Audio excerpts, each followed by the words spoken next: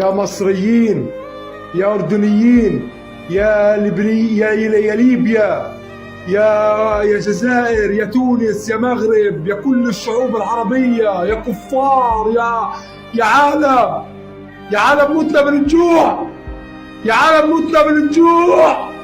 افتح المعبر، الناس ماتت من الجوع، احنا متنا من الجوع يا عالم، يا عالم متنا من الجوع.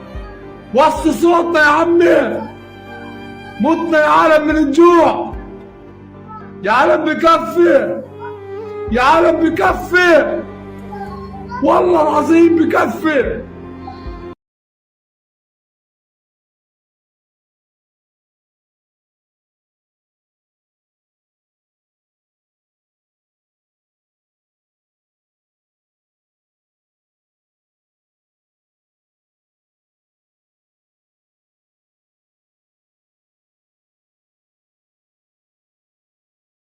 As the Talmud says. I don't give a shit what he says, okay? Now you listen to me. What is up? What is going on? Salute to everybody that comes through. Thank you so much for coming through. It's your boy Maki Dan, the historian, your STN Sports Talk Network brother, and I'm back for another stream for Democracy 101. I already see my baby Angie baby is in the building. I just tried to post a comment concerning the genocide, and YouTube got my comment up out of here. But hey, what would you expect? We got a show today, man. Waiting for my brothers to come through. AC Boxer Scholars told me yesterday he come through, but I'll give them people their good due time. A lot of stuff happened just this past month. We went through our most authoritarian month. Maybe in the history, maybe in the 21st century, but I'll just say we went through the most authoritarian month of Donald Trump's second term. We saw this man attack free speech. We're now seeing the military getting rolled out on our streets.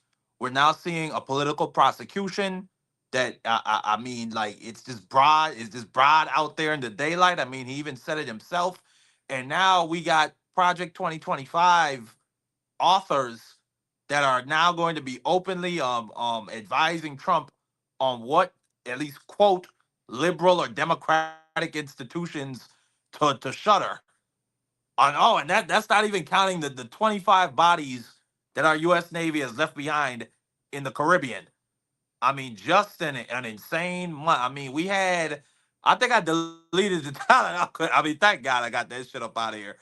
But yeah, we had the Tylenol press conference, which I mean, like it just, I mean, that Tylenol press con that topped the time that dumb son of a bitch took a marker and was trying to trace, and there was a tornado coming for Oklahoma, and he tried to trace it and say, no, it's not coming. Or when he told people to put bleach inside of themselves so that they wouldn't get COVID. I mean, just a truly amazing, terrifying month. But let's get into the show, man.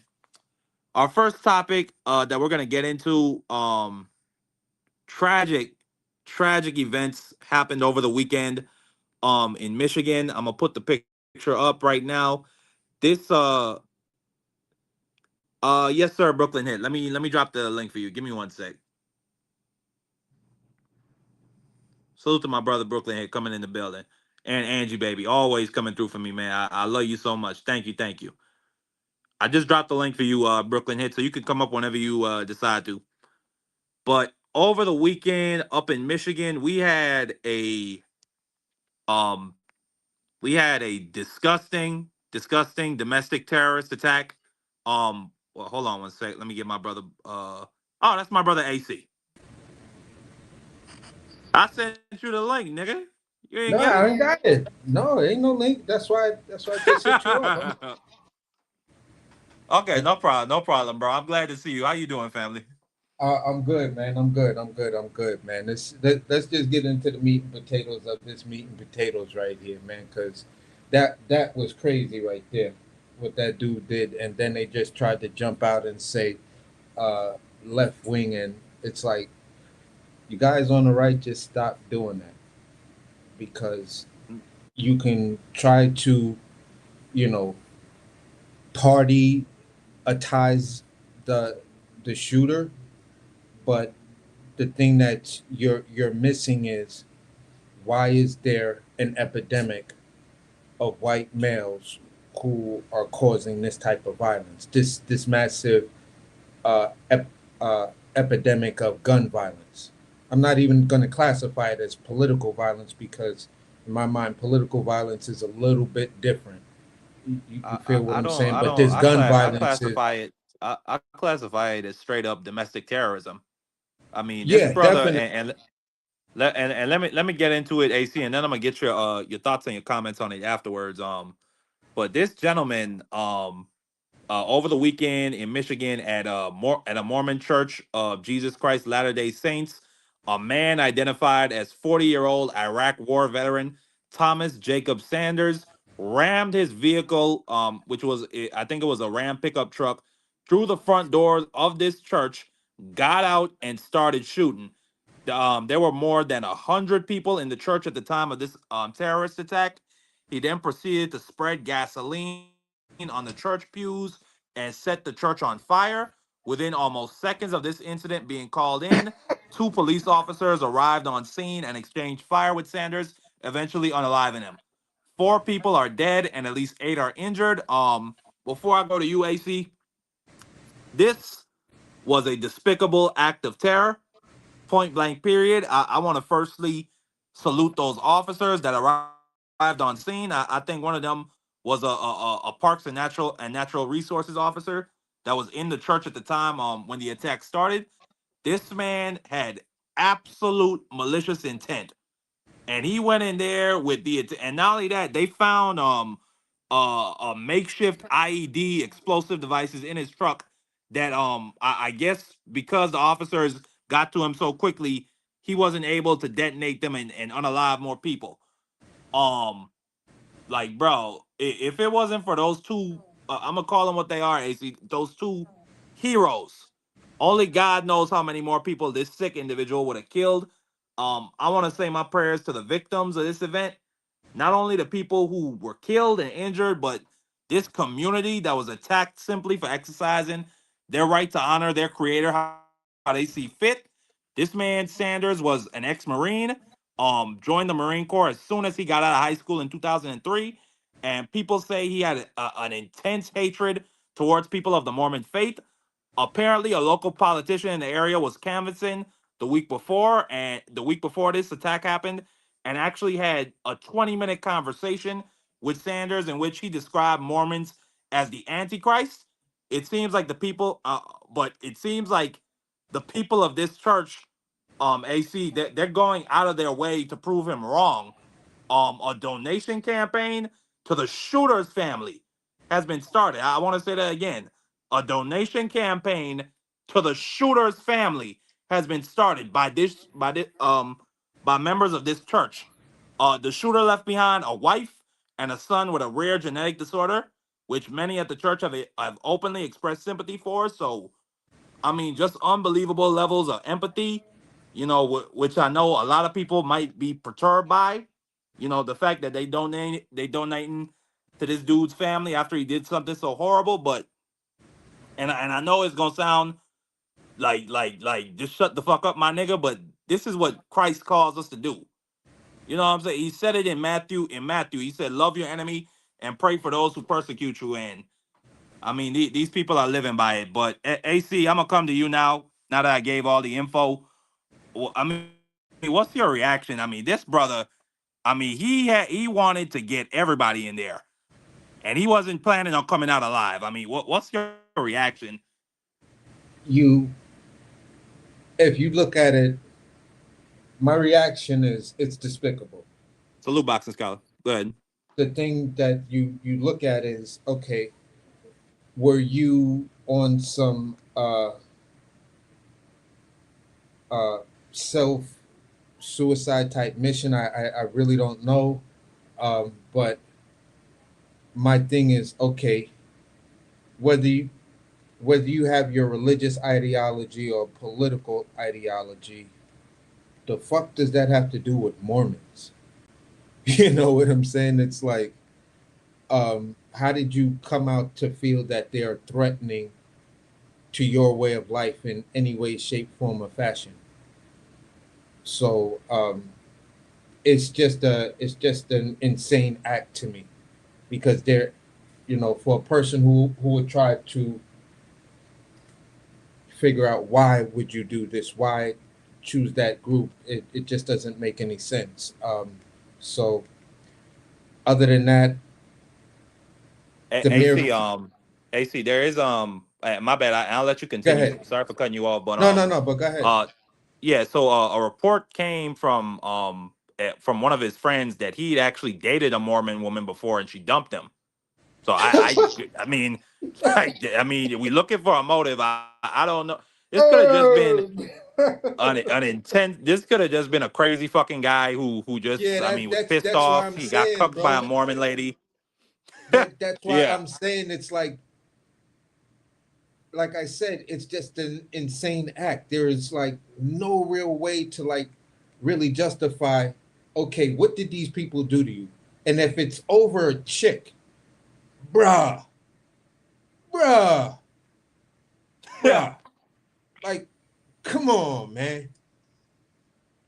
Like I'm actually speechless, bro. My just reaction is, honestly, it's just a sick, insane, disgusting act. And then to set the motherfucking place on fire, it just, that's He was just trying like, to, he yeah. wanted to burn that bitch to the ground. He wanted to leave nothing. He didn't. He wanted to leave nothing standing I at don't all. mean I don't mean to laugh, but the laughing is just No, involuntary like it's reaction a to how crazy event. ridiculous this shit is. Absolutely, Boxing Scholar, my brother. Can you hear me? Yeah. What's your reaction, Boxing Scholar, to this domestic terrorist attack we had over the? Matter of fact, we had multiple domestic terrorist attacks. There was one in North Carolina where a guy shot up I think it might have been a convenience store and got four people out of there. But what's your reaction to what happened in Michigan? This crazy boy. You gotta give me context. I'm not familiar, brother. Oh, you just got up? Oh, okay. I just went through the whole thing, but this guy, he's an ex-Marine, 40-year-old. His name is Jacob Sanders. What Um, color? What color? made the Before we. decision. Matter of fact, let me put a picture of him up. That's him right there. I He's a already white know the man. usual Um, suspects. Yep. Okay. I did. I am familiar with the story. I recognize the face. I didn't know that there's just so. Give me more context. yeah. Yeah. Nah. So 40-year-old Iraqi veteran was a Marine. Made the decision to ram his truck through the front doors of a Mormon church in Michigan. Got out, started shooting. Unalived four people. Then he set the church on fire, and eventually the police got to him. There was over 100 people in the church at the time. Oh, and he said he did it for Bruno. Did he say that? Yes, it was revenge for the assassination of him. That think about it. The Mormon Church, Utah Mormons. Nah. You think Look it you up. talking Look about it up, Kirk? bro. Yes, bro. Look it up, bro. Give That me was the alleged if you motive. have it. I can't give it to you on driving but that was the alleged motive. I mean, I seen it on the news. It could have been wrong, bro, but that makes sense to me because I was like, oh yeah, like a Mormon church, and then Utah is a lot of Mormons, so that makes sense if he's doing it for revenge. Would have made even more Mm, sense if you had just traveled to Utah, but would have made a lot of sense if you not just commit the crime at all. I mean they were saying he had an intense hatred of Mormons weeks before this, or possibly years, because this Mormon girl that he dated and eventually left him. I think they said he dated her over 8 years ago. So I don't know if he's just had some Mormon What's his name? I hatred run in it through his the guts AI real stewing quick. around. What's his name? Thomas Jacob Sanders. Okay, give me a second. Yeah. So I don't know. Very terrible event. Um, I think we need to have, and AC said it to start. We need to have a conversation about white men getting radicalized and then committing just acts of mass destruction. We definitely need to have a conversation about it that's not had from a partisan lens. Because I don't think this had anything to do with political violence. I think that this was just a crazy fucking person who, whatever reason he created in his head, hated Mormons. But y'all got anything else on this before we move on? Yeah, no, I was just gonna double down on it and recap what you were saying. This is why, for me, it's not when you pick up a gun and you do certain things like this. To me, it's like let's just classify it as gun violence because there was no political motivation of the thing that really sparked this level of gun violence in America, which was, I think, that Columbine shooting. You feel what I'm saying? Being that nothing was done about Columbine, if that was the first one, if my memory is correct, you know, nothing was done behind that. Everything just sort of escalated. Then you had the shooting upstate, in Connecticut, in Danbury, Connecticut, at that elementary school. So, these people are like, all right, NRA guy, when he was in charge, he never condemned them. You feel what I'm saying? And after each shooting, more guns went up because the Republicans would say, all right, the Democrats are going to try to use this as an excuse to come and get your. Yeah, but it's just amazing to me, AC.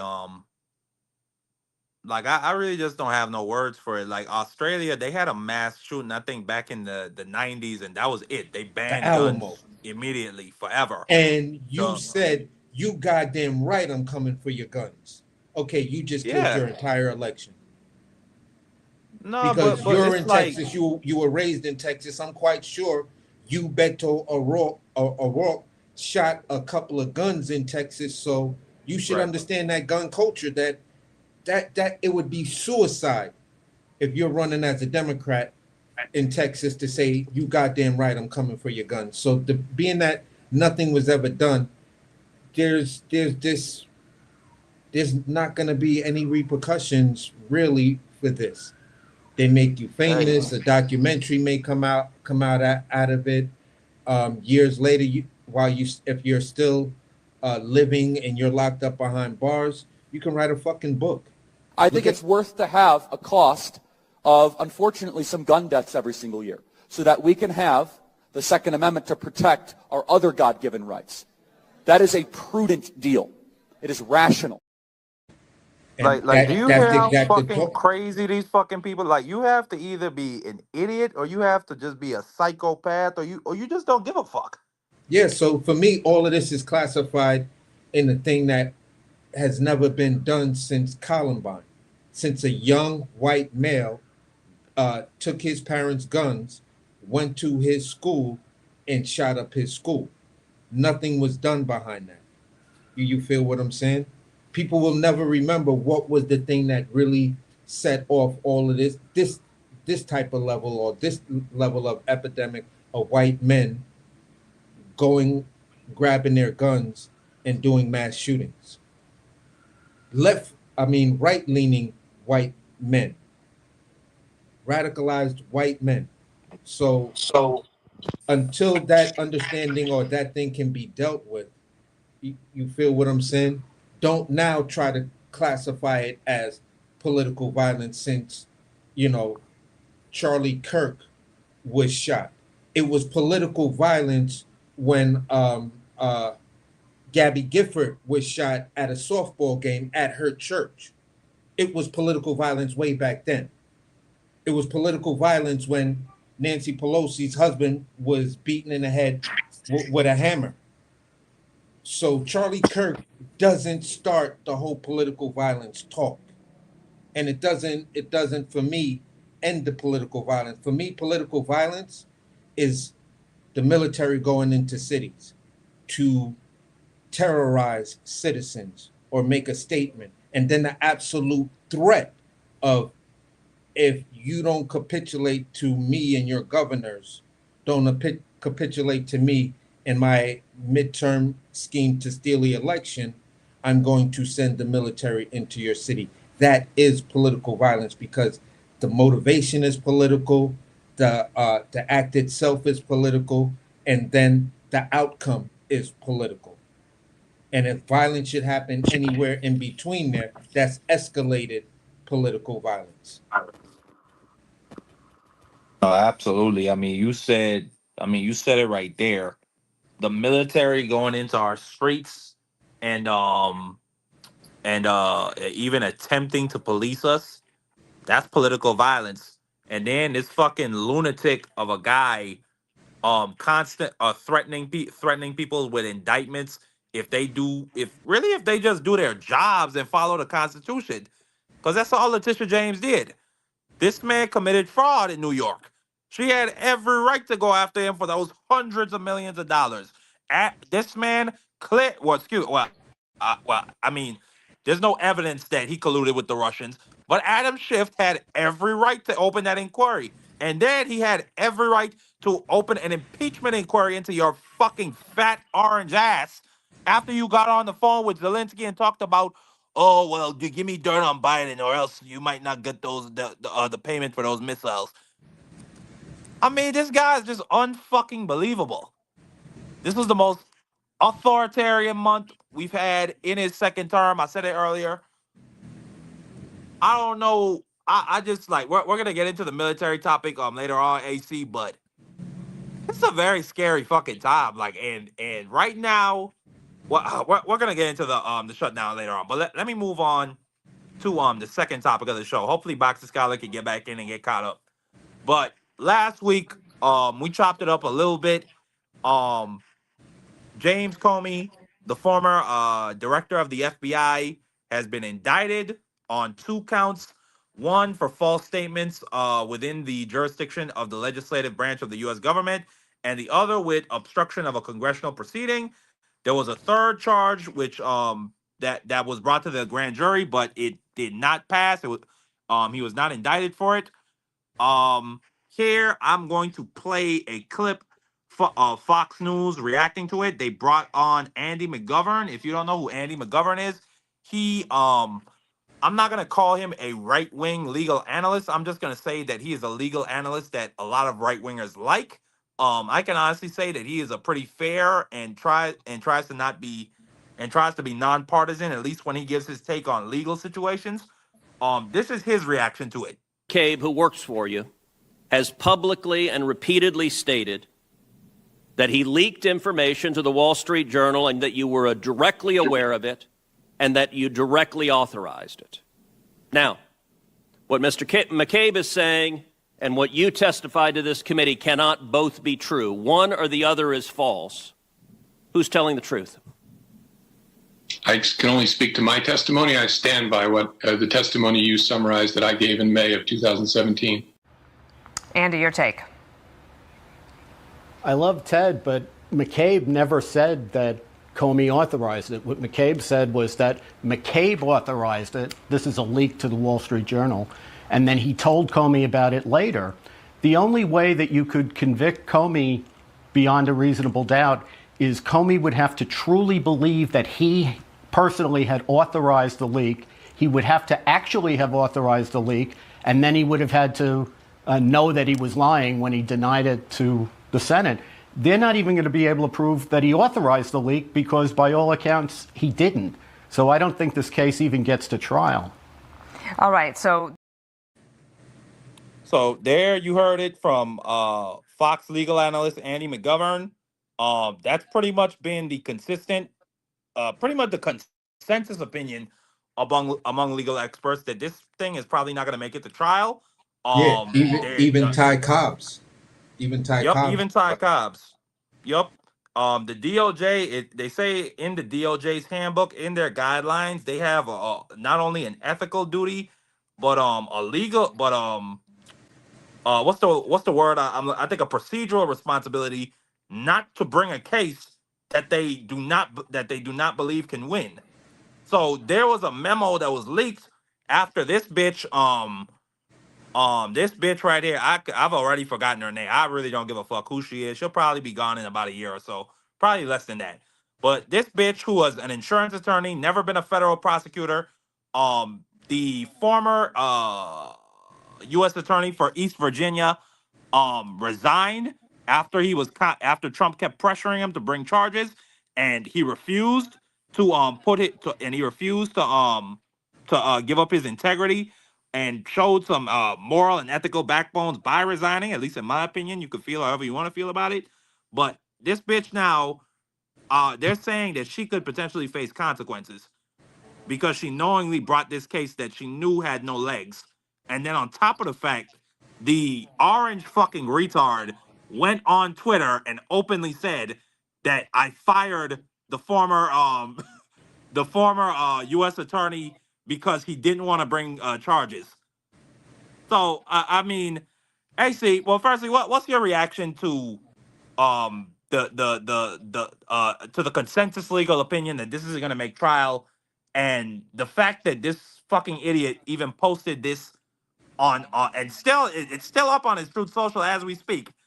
But the Yeah, fact that so the judge, I mean, that's direct what you call that? I remember during the Eric Chauvin case, the judge kept complaining about Maxine Waters. I can't remember the exact term, but this shit could get tossed, and it yeah, probably will.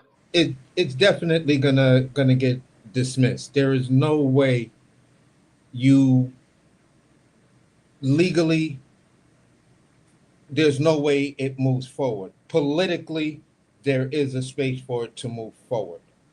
You feel what I'm saying? Because of the political view of the judge having an impropriety and dismissing it because the Democrats are gonna, or the Republicans are gonna say you were such and such appointed judge. This is why you threw the case out. You feel what I'm saying? But just on the legal point, the legal standing of it, it's definitely abuse of power. It's definitely the type of thing that took Nixon down. It goes back to Donald Trump's phone call of find me 11,000 votes. It goes back to Donald Trump's other statement that should have got him impeached and removed from office, of him holding that aid that was already signed for, ready to go for, so Ukraine can find dirt on Joe Biden or Hunter Biden, linked them to some nefarious stuff that Russia was trying to push out. So that's just that on its own. The mere fact of the level of legal counsel and the mere fact that no other reputable attorney general would even sign off on it, which just left the insurance lady or whatever she does. Yeah, It just left. by the way, the prosecutors in her office, they refused to bring this to the grand jury. So she, for the first time, had to go and face down a grand jury with these charges. Exactly. So let's just say, all right, let's look at your first time out. Your first time out, you hand the judge 2 documents. Both of them actually have your signature on it. You don't remember signing one of the documents. What level of incompetence did you just show the judge on that type of stage where you want to prosecute the former head of the FBI? Just think about who you're trying to prosecute for perjury, and you hand the judge 2 documents that both are incomplete, don't really express the direct level of charges that you're bringing to this guy, and they both have your signature, and you don't remember signing one at all. And then when it was pointed out to you, you say, well, okay, that was your response to wanting to prosecute a former head of the FBI. On the merits of that alone, you should lose your law license to practice in any capacity, and the case should be thrown out. Politically, it might go through. Legally, it should have been laughed out of court right then and there. No, salute. Yeah, absolutely. Salute, Boxer Scholar. Did you hear the clip of Andy McGovern breaking down his opinion of how this case against Comey is gonna go? Phone call. What you say? No, I had a phone call. I missed it. Oh, okay. Well, let me play it for you one more time. Then I'm gonna get your reaction to the charges against McCabe, who Comey. works for you, has publicly and repeatedly stated that he leaked information to the Wall Street Journal and that you were directly aware of it and that you directly authorized it. Now, what Mr. McCabe is saying and what you testified to this committee cannot both be true. One or the other is false. Who's telling the truth? I can only speak to my testimony. I stand by what the testimony you summarized that I gave in May of 2017. Andy, your take. I love Ted, but McCabe never said that Comey authorized it. What McCabe said was that McCabe authorized it. This is a leak to the Wall Street Journal. And then he told Comey about it later. The only way that you could convict Comey beyond a reasonable doubt is Comey would have to truly believe that he personally had authorized the leak. He would have to actually have authorized the leak, and then he would have had to know that he was lying when he denied it to the Senate. They're not even going to be able to prove that he authorized the leak because, by all accounts, he didn't. So I don't think this case even gets to trial. All right, so... Yeah, what's your reaction, Boxer Scholar, to Trump putting an insurance attorney who's never been a federal prosecutor in her life on this case? I mean, basically just torpedoing her from the start. Oh yeah, torpedoing is the word that I was searching for. He definitely seen her. She's just as tight. She like a young Ivanka. You know what I mean? A little old because she's over the age of 12. But yeah, he definitely been torpedoing her. That's my thoughts exactly. But yeah, man, he's placing loyalists. The DI rhetoric that we've been hearing like the last 5 years that just arose. Donald Trump is doing that literally with his administration and his cabinet, and he's placing loyalists there that have like TV personalities and lawyers. You know what's really funny about this, Marky Dan? I don't know if you're familiar with this. So let me tell you how stupid Don King was. He did the exact same thing. Don King had a tax attorney, right? And he got the tax attorney to represent Mike Tyson in his rape case. And that's why Mike Tyson, that's why he lost, because he had no experience in that. He was a tax attorney. And when you listen to the jurors of Marky Dan, like describe the case, and this is gonna go back to what's gonna happen here. They were like laughing. They were like, look, the way that he painted Mike Tyson was the stupidest thing. They were like, you could have found a lawyer off the street that could have did a better job than that. He painted Mike Tyson as the monster that she knew she was getting herself into because he's so barbaric. Like, wait a minute, ain't that the prosecutor's job? So he did the prosecutor's job for him because he had no experience because he was a tax attorney. That's what's gonna happen with her. No, absolutely. And This young for lady. full disclosure, I expect the what's that alcoholics thing that Pete Hegseth. I expect to see him get tried as well. Absolutely. Yeah, I expect to see him on. They all should get thrown in the pot. They absolutely all should get thrown in the pot. I don't see it happening at least in the next year. As long as this what do I even call her? Is she a creature? Is she a bitch? Is she a whore? Whatever you call the thing that's known as Pam Bondi, she's not gonna move her bony white ass to do nothing right now. She's sitting back. I don't even know if Trump is interested in fucking her, but she's sitting back doing something for that idiot up there. No, They say, Pam Bondi put herself in a position where she's going to be disbarred if the bar association isn't looking at her as we speak right now. Doesn't mean she'll lose her position as the head of the DOJ, but legally she can't never go into a courtroom. So her position is secure whether she's a legal lawyer or not. It doesn't matter to Trump. It's the loyalty factor. yeah, absolutely. He wants his Marky loyalists. Dan. everybody. What? He Donald Trump is Oprah with the jobs to everybody, but the knee walker known as Byron Donalds. Yep. Well, I mean, He's he's the only endorsing him one. He for sold out, governor bro. of Florida. But he also endorsed the other governor, that the current governor.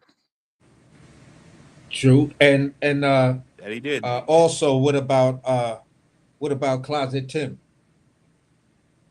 His nickname should be What's his name? Tim Scott.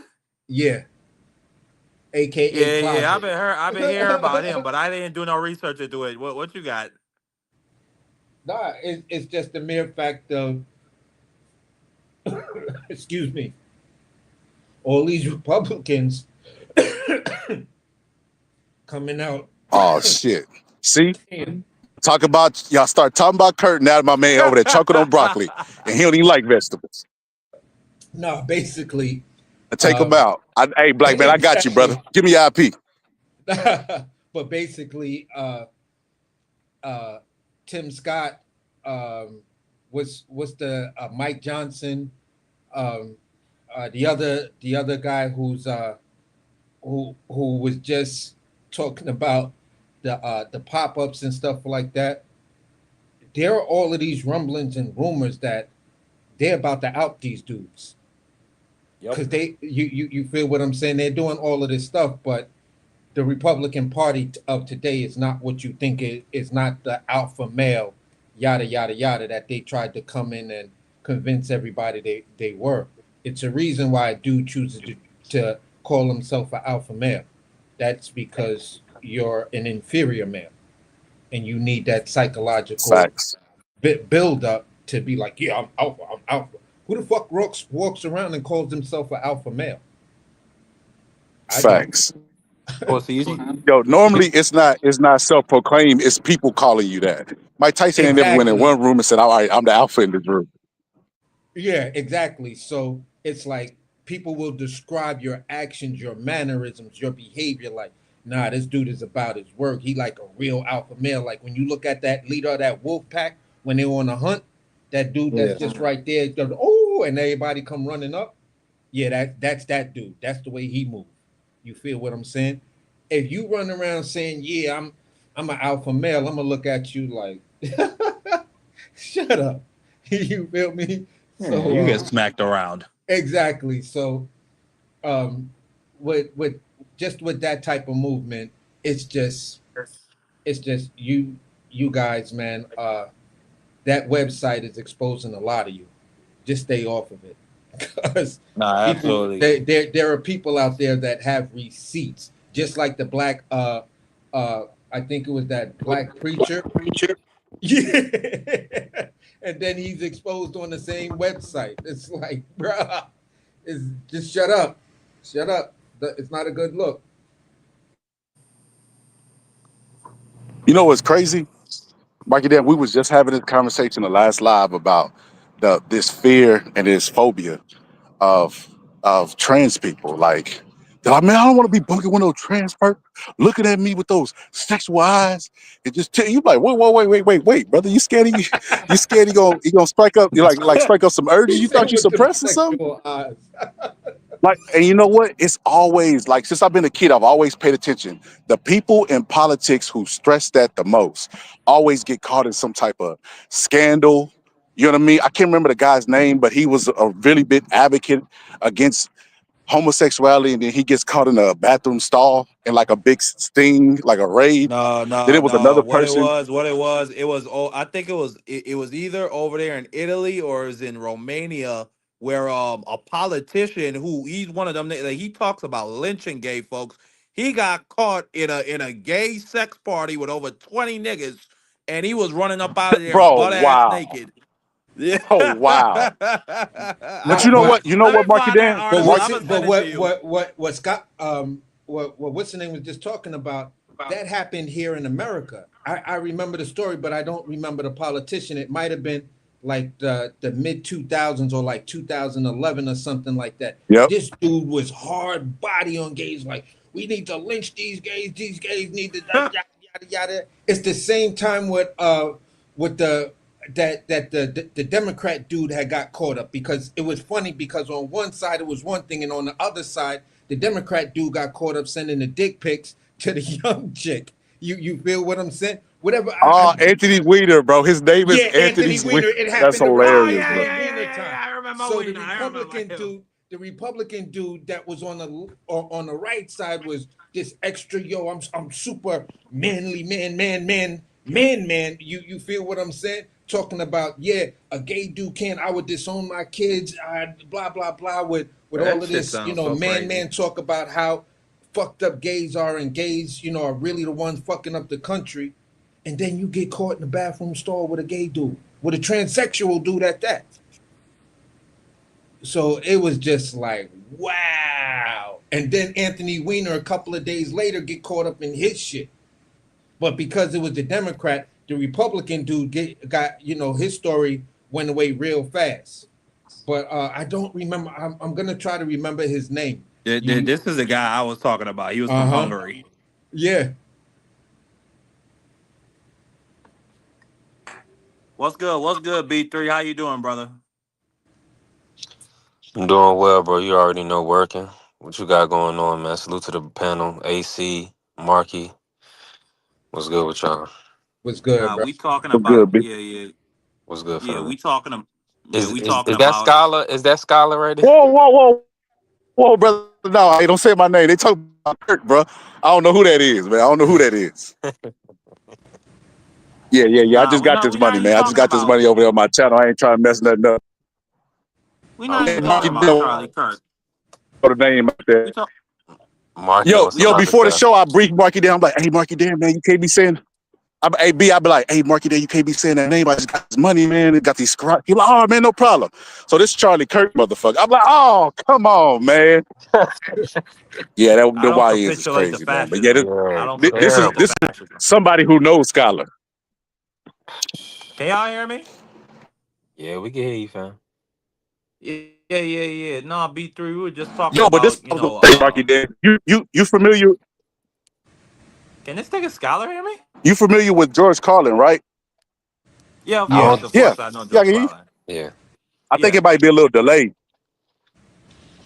Nah, you So good. I hear George you good. Carlin said that people that he said people that have like repress homosexuality, they always rebel against like gay people because they're not trying to actually kill gay people. They're trying to kill the gay people from within. And I was Yeah. like, bro, that is so true, bro. He he was like what men do is they bond over like sports, and they start to feel weird about it if they're not insecure, they have repressed desires, and before you know it, they start trying to like compensate for it. It's like, look, no, we cool, and I like you. No, I might even love you, but I ain't gay or nothing. Matter of fact, if I had a gay person around me right now, you know what I'd do to them? And then it turns out they're trying to kill the gay person within, just like that pastor. Yeah, George Carlin is funny Yeah. as hell, bro. No, He know George how to Carlin break all was a that shit genius. down. Absolutely. But B3, yeah, we're talking about, right wing and Republicans, harshly advocating against LGBT alphabets. And then it comes out that they're fudge packers themselves.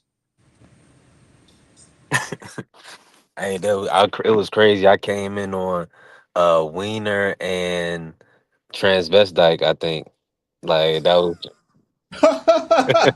That's when I was like, Yeah, whoa, what was those are two words that really should be spoken out loud in the same sentence. I was like, Yo, this whoa. dude named Anthony Weiner, this young chick, dick pic. And it's so funny that he got caught in the scandal, and his last name is Weiner. Yeah, Crazy. exactly. So all the hashtags was like, hey, Anthony's Wiener. Like they was having a field with that, bro. Nah, absolutely. As they deserve to have a Crazy field part day with about that it, bro. nigga. She wasn't even that bad. What? Yo, I'm Yeah, gonna be honest sometimes with you, these guys don't be having no taste, man. Marky. Dan, you don't remember how she, He was in tighty whities, bro. It was never raw dog. He was always in tighty whities. So it was like, come on, this is a nigga. I The don't more even know what the embarrassing hell thing y'all is this is a talking grown about. ass man in Whoa. tighty whities, bro. The fuck is you? I said she wasn't that bad, Marky Dan. You know what I'm talking about. Pull up the picture.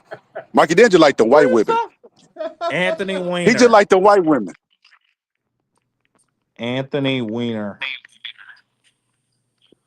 Who Bro, why who you, I'm looking bro? for? You, The the victim? FBI definitely gonna AKB get your salute. ass. Jay Gibson salute. What's good? Yo, Marky Dan always claimed to Bro. be a revolutionary. He over there asking his search bar, Anthony Weiner. Boy, you finna get hit with all kind of charges. Yeah. Man, look here. I ain't scared. Whenever they decide to come, I'm gonna be ready. But Boxer Scholar, AC B3. We're gonna move on. We got a government shutdown going on right now, fellas. We into day 2 of the government or the federal government being shut down. It is at a deadlock right now. The House budget got through. Right now, it's in the Senate. The Republicans, I think that AC AC or Boxer Scholar could probably correct me. I think they need 60 votes in order for their budget to pass. It's not just a 50 plus one. So this is really the only leverage that Democrats have. Like they don't control either chambers of Congress. They don't control the White House. They do not control the Supreme Court. This is really the only piece of leverage they have in this government, and uh, uh, I think that they are right to maximize it, especially when you look at the tax credits for the ACA that are going to be expiring, and most experts are saying that premiums in this insurance premiums, specifically health insurance premiums, are going to skyrocket by up to 80% in this country if those tax credits are not extended. Just before I kick it over to AC to get his comments on at least that part of the impasse. Putting up this chart. This is a chart of the most ACA marketplace enrollments since 2020, and you'll notice where the darkest shadings are. These places have, or at least since 2020, they've enrolled at a rate of over 100%. In Texas, they've enrolled at a rate of more than 200%. Same thing with Louisiana and Ohio and Florida. So these Republicans are cutting their own fucking constituents. But then those fucking idiots are gonna vote for them anyway. So I mean, what are you gonna do? But AC, what's your reaction at least to that part of the impasse and the fact that your health insurance premiums could be going up by 80% if the Democrats do not hold the line on this? This is the intent, the way some political pundits are placing it, and those who are in the who are speaking truth to power in the healthcare space. They're saying this government shutdown allows Trump to now start to gut these programs from the inside. So if you let these tax cuts run out, there will also be no money to have them moving forward. So when Trump is threatening these massive firings, layoffs, and cuts, it's going to be directed at the federal agencies that disperse, process, and shit like that. Health insurance, low income health insurance like Health First, and some of the other ones that are not in partnership or in bed with RFK Jr. If you look at that hearing where AOC and some of the other Democrats were exposing his exposure to Healthcare One, whatever the fuck that is, that large health company that's basically abusing, who has the largest number of abuse, fraud, and waste. And it's actually, the crazy thing is, this Trump administration is actually looking into that. So it's just weird that, there's a clear cut, you can call like a pyramid scheme, where there's RFK on top, then he's got his two henchmen that he put in place, and they're just making deals with these companies that are defrauding people over health insurance and stuff like that. So the government shutdown now allows for more corruption from within the inside out. So at the end of the day, man, it's what this dude wanna do. You feel what I'm All saying? right. Because they've been going after healthcare. I mean, all the years of Obama, they tried to, since Obamacare came out, they tried to get rid of it. Donald Trump campaigned on wanting to get rid of it when he became president in his first term. Uh, he tried to get rid of it, but he never had the votes and everything. You know, Biden's term, they to put it out there, but they never had the votes. So now that he's in charge and he's got all of these yes men in the place, yeah. But let's speak truth to this though. Uh, this is Donald Trump's second term, and this is his second uh, government shutdown. He holds the record for any president in American history of having the longest government shutdown of 35 days. That's because it was over funding for his wall that he campaigned on by saying Mexico was going to pay for it, but you shut our government down for Yeah, a 35 bunch of days to bullshit. where the fishermen of the TV show Deadliest Catch had to come and testify because they couldn't fish, which then the government shutdown was affecting food supply No, chains and everything else. So not only that, before I kick it to Boxer Scott to get his reactions to the shutdown, I just want to put this up quickly. So this is on this is on HUD's website, the U.S. Department for Housing and Urban Development. It says, and not only that, there were emails sent out from multiple federal agency employees that have been furloughed for the time being, and it basically says this: the radical left in Congress shut down the government. HUD will use available resources to help Americans in need. Now, some people are speculating, well, not even speculating, but most people are saying that this is a violation of the Hatch Act. This is a direct violation of the Hatch Act. You're using governmental resources for partisan purposes and for campaigning. But just quickly, what's your reaction to that, Dom? I'm gonna kick it to Boxer Scholar, AC.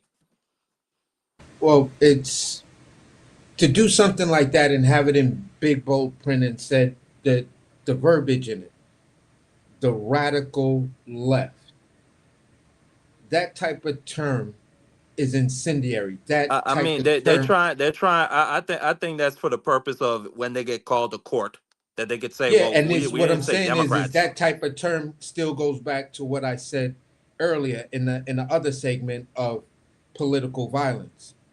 Speech Yeah. can be taken as violence, especially when people act upon what they heard.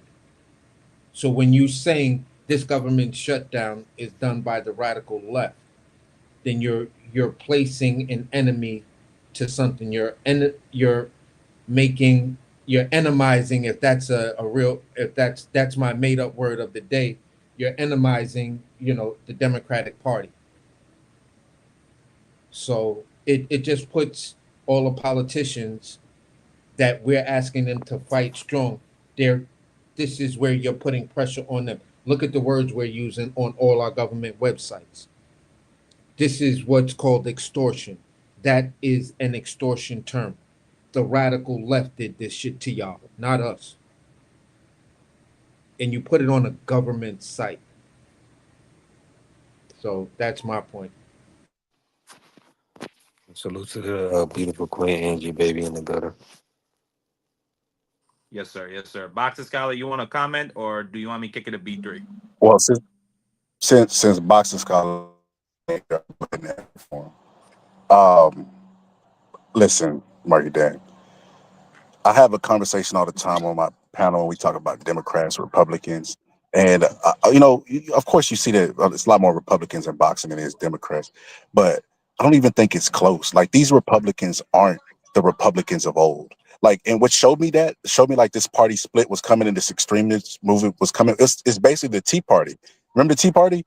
Like, the Tea Party was talking Yeah. about keep smaller government, keep the government business. And then when Ron Paul ran, they like booed him and they didn't endorse him. And it's like, wait a minute, all that small government talk. This guy has like a 30-year track record of speaking this stuff, and y'all don't endorse him. Why? Because he's anti-corporation. It's because they're not against the government. Like I always say that Republicans, the reason why they're so against the poor is because they don't think that they're going to stay there long. They think they're one check away from being Warren Buffett. One TED talk, one check, one whatever. And it's like, bro, you're never going to make it. You don't have the family bloodline. You're not going to make it, bro. Like the only way is to play the lottery and win. And we know those odds. But as far as the Democrats go, man, it's like they don't have a spine. Like I feel like they're so weak at this point that they want like Barack Obama to come out and run for president again to get his momentum and strength. And it's like, bro, no. All you have to do is fight. One thing that just recently happened was when they voted for Kurt's holiday, and Democrats voted for it with like you know what I mean, without even thinking about it. It's like, what? The guy who's mad at Juneteenth becoming a holiday, you give that guy a holiday without no pushback, no fight, no nothing. Like the bar is so low with Democrats that when Cory Booker broke the record for filibustering, everybody was super duper oh my God, we got it. Somebody's finally fighting back against Trump. And the victories since then have been like far and in between. Hakeem Jeffries, I remember them pumping Hakeem Jeffries up to be this, like next Barack Obama figure. And it's like, bro, no, he's definitely not that, bro. Like, we just want somebody to fight for it. So as far as the filibuster goes, that's what they're supposed to do. They're supposed to use leverage and use tools as long as it's constitutional to get what you want. That's why they call it politics, right? So yes, I absolutely 100% agree with it, and I support it. Like, withhold, stay in the line. You don't control anything, and they're trying to gerrymander. So the little bit of power that you do have, they're trying to take it away from you. Like when the Democrats' response to gerrymandering was to gerrymander themselves. I like that. Like we got to get, well, let me say we because I'm Democrat, but they got to get out of this mindset of No, but they go low, we you go high. align with them. You align with them against Trump. You acknowledge that they are that at least for the time being, you're on their side because Donald Trump is a far greater fucking threat. So even if you don't Well, like Democrats, you would probably vote for them simply to check him in 2026. yeah, voting for them doesn't mean I align with them. Because you say I align with them. Do they align with me? Because if they align with me, they would fight harder. They would have a Do you want spine. this They would. authoritarian president to be checked? That's the alignment. Well, I already voted. The voting for him to be checked was already over. The better option was already out there, and America made the wrong choice. But that's neither here nor there. As far as me identifying as a Democrat, I don't identify with anything, Marky Dan, because you have to accept everything bad that comes with it. The moment you say you're a Democrat, they be like, see, like a prime example of that is the shooting that just happened, right? And everybody kept trying to make him a Republican, then make him a Democrat, then make him a Republican, and he switched identities like 5 times. They talk about sex; they're so against sex changes. That guy had a political party change every 5 seconds. You know what I mean? 1 minute his mom was a Republican, so he was a Republican. 1 minute he's Democrat. He's far left. He's Antifa. He done been everything under the book. So many different changes, more than a transgender. But yeah, man, I don't like to identify with party because they make you accept all the baggage that come with them. I do have some conservative views. You know what I mean? Real conservatism, where like I don't even how conservative means conservation. How are they against the messing up the environment? If you're a conservative party, wouldn't you want to conserve it and preserve human beings? That whole party is one big contradiction. Like Well, it's insane. part of conservatism is supporting big business and coal industry and gas industry and oil industry is big fucking business in this country. Despite the fact they fuck over the poor every time, and people's electricity bills are rising. But thank Well, God I got a solar well, fucking panel.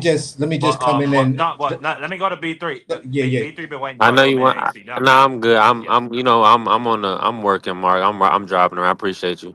Let AC come in, and then I'll get him off. And I was gonna ask a question, but y'all cook. it was No, just most gonna. of just before you go, AC. I just want to say the boxes guy. I'm nonpartisan too. I'm an independent. I'm not registered to any party. I didn't agree with a lot of what the Democratic Party was putting out in 2022. I didn't agree. I didn't agree with a lot of the LGBTQ advocacy. Even though I've softened on that a little bit. Um, but overall, I mean, I think I aligned with them. I mean, they want health care for people.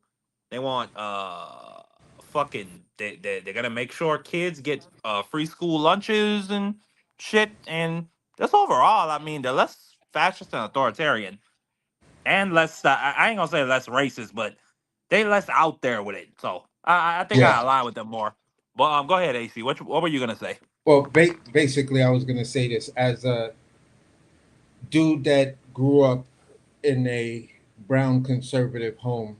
I'm gonna say it like this.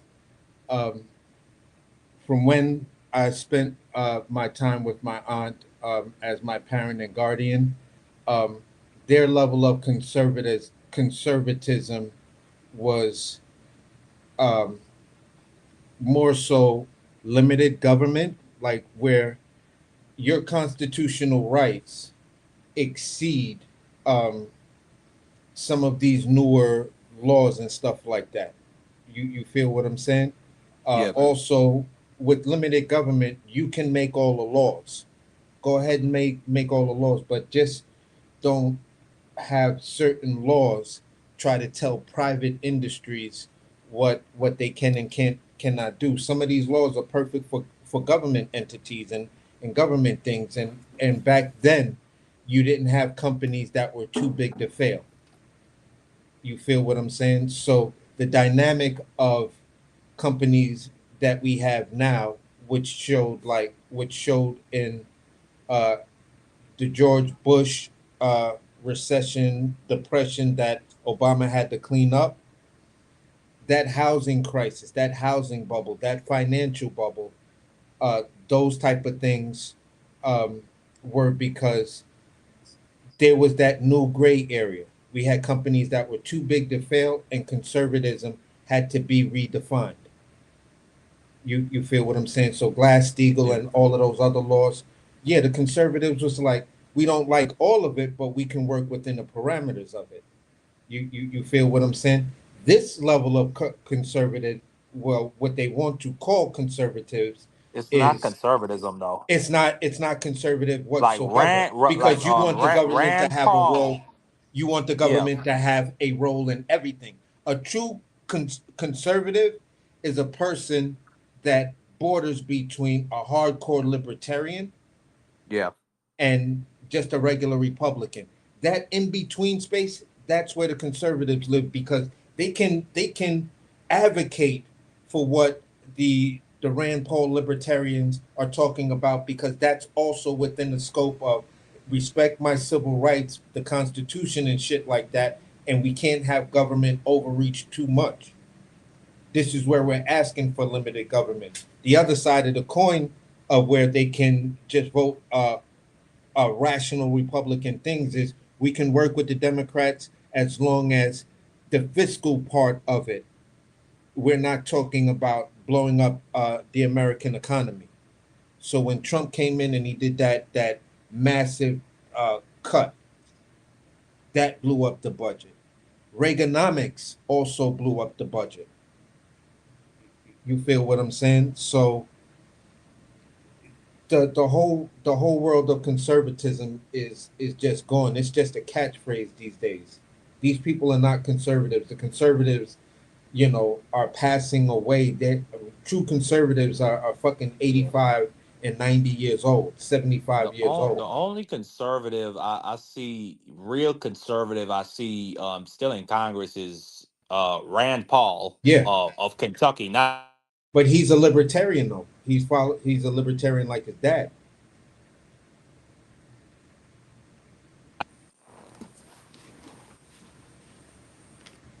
You have some sound hear me? issues. Yeah, yeah. Now I can hear you. Yeah, no. Hold on a second. Take over for a second, AC. Yeah, so basically, Hey, hold on. Let me ask a question real go quick, ahead, go AC. ahead. What's the whole reason for the government shutdown right now? What's the status of it? Why are they not able? What's the, like, the sticking point as to Well, why they couldn't, Well, half a shot before the shutdown. the main sticking point is this this continuing resolution for the Democrats. I mean, by the Republicans in this budget is going to make more major cuts to healthcare, Medicaid, and programs like that.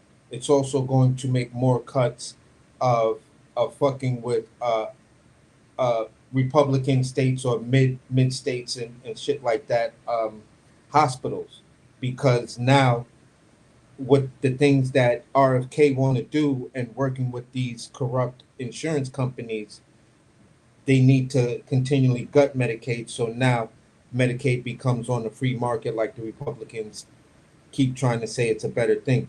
The Democrats are holding firm to say, look, here's the thing. We'll vote on your thing, but you can't touch Medicaid. In fact, the the ACA, the Obamacare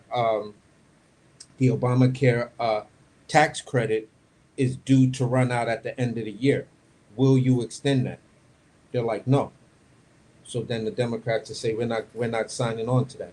It's just not going to happen, because that Obamacare tax credit affects your own constituents, whether you know this or not. It's the healthcare of the land. I know you guys been wanting to take out Obamacare just so you can say there is no traces of the Obama legacy, but by doing this, you're going to fuck up Republican states who were the heaviest in receiving and register and shit like that for the ACA tax credits. They were at 100%. New York is a Democrat state, but our numbers are like 50%. It's not even dark when Markey showed the map. It's not as dark as places like Texas, Arizona, and some of the other places. So the Republicans are about to shoot themselves in the foot. You know what I'm saying? To the point where they have to steal the election, the midterms, or try their best to call off the midterms, period. And I don't, and that's where I'm going to land that. But if you want to come in and add yours to it. No, I'm with you. I'm with you. Yeah, that's what I kind of wanted to know. Just My bad. I'm back. Can y'all hear me? Yeah, Marky, yeah, you back. can you pull up that map that shows the numbers on by state of the tax, ACA tax? Yeah, that's it right there. You see that joint? It's a little blurry, but I know what you would. So Yeah, so basically, six of these. By the way, 6 of the top 20 ACA expansion states are, at least since enrollment since 2020. Texas, 2.8 million people. That's a 221% increase. Florida, 2.8 million people, 146% increase. Georgia, 1 million people, 280, and it just, the list goes on and on. And these people are like, they're cutting their nose to spite their own fucking face. Like, they've already fucked the farmers. They've already fucked the pit. I mean, by the way, 40% of the people on SNAP that got cut from the big beautiful bill, they're white people. And they live in their fucking states, like Mississippi. This is the poorest state in the fucking union. Yeah. but see, yeah, I mean, it's nasty work, and this is who they put in office. This is who they elected. Yeah. I Now, wish I had the video, B3, to show you the bootstrap boys, those white farmers that always tell you, pull yourself up by your bootstraps, stop asking for a handout. They're asking for handouts. yeah, They're begging for bailouts because their farms are going under. The because bootstrap boys. they signed up for government contracts of corn and soybean. Corn and soybean make things that make drills and fracking possible. It's the lubricant. The lubricant Yep. for oil drills, it's soy lecithin. It's made from corn, and this is not the type of corn we can eat. It's an industrial version of corn. It's a GMO. It's the same thing with soybeans. You feel what I'm saying? Soybeans can be used to feed or use in the commercial space like a mug. Like this is one of the most versatile things besides the peanut. You feel what I'm saying? It's the peanut, it's soybean, and then corn. You feel what I'm saying? So Yeah. Yep. when you look at the commercial industry, you'll always see peanuts, corn, and soybean are one of the highest trades because they have uh, agricultural necessity for this country, and farmers signed into this thing when Trump was there, and then Trump's government shutdown, along with his first round of tariffs that people don't remember in his first administration. He tried to have a tariff war with Canada and Mexico when he wanted to change the trade agreements that was already there, and he wanted to say no, the Trump MCAAUA whatever the fuck it was, that was the new thing, and it was even more better than what it was, and you basically renegotiated the shit that was in place. But then when you renegotiated it, guess who stepped up? China said, "Oh, you're not going to sell us American soybeans or corn and shit like that. Okay, fine. We'll go to Brazil and we'll get the Yep. Brazilian soybeans." American farmers were like, "Yo, what happened to our contracts? America don't buy enough of this corn and shit that we signed up to grow. We dedicated our whole farm to this bullshit. And now we are You you going to you you make less than a you third of what we made before." you would think the bootstrap boys would have a special type of appreciation towards the Chinese government. And I understand that they get sucked into this whole white nationalist, neo-Nazi fascism thing of fuck those Chinamen. They're trying to take down our hegemony. They're trying to dominate us. But you guys are just fucking retarded. Whether you like it or not, you need those Chinamen. Like right now, like B3 right now, the farming industry is dead. It's dead. Like within the next 4 years, you're not gonna have any more privately owned farms. It's all gonna be big agriculture that's gonna be buying out these farms from these poor fucking farmers that can't afford the cost to farm anymore. Like it's over. Like Monsanto's, I don't know if you know about Monsanto's B3. They got a shadow army, and they say they even got shadow. They even got corrupt sheriff departments that they paid off They to got go burn shadow people's army, they fields. got judges in their pocket, they got prosecutors in their pocket, they got states No, they're big Where industry. they marshals in based their out of? pocket. The U.S. Monsanto is still most of the Republicans between big oil and big pharma. You're talking about Monsanto is still one of the top every Republican that's been in office, including Donald Trump, biggest supporters. Because Yep. these people Oh, still, and okay. and let me not Yeah, for forget the sure. other one on the protein side, and that's Tyson Foods. Yeah, Tyson's. Yeah, they're a son of a bitch, especially with the chicken. Oh, no question. Tyson is huge. Now we talking about for the commercial space, supermarkets and shit like that. Yeah, they fuck with chickens. They got the chicken market on lock, but they're also one of the three biggest processors of beef and pork. Mm.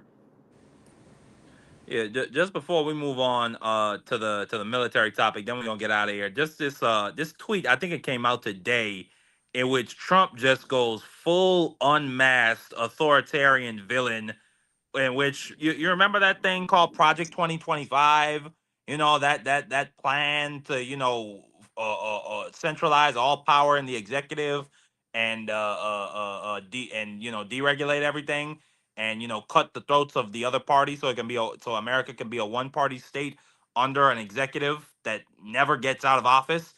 Well, Donald Trump, after months of saying he had nothing to do with it, came out today and said, I have a meeting today with Russ Vought.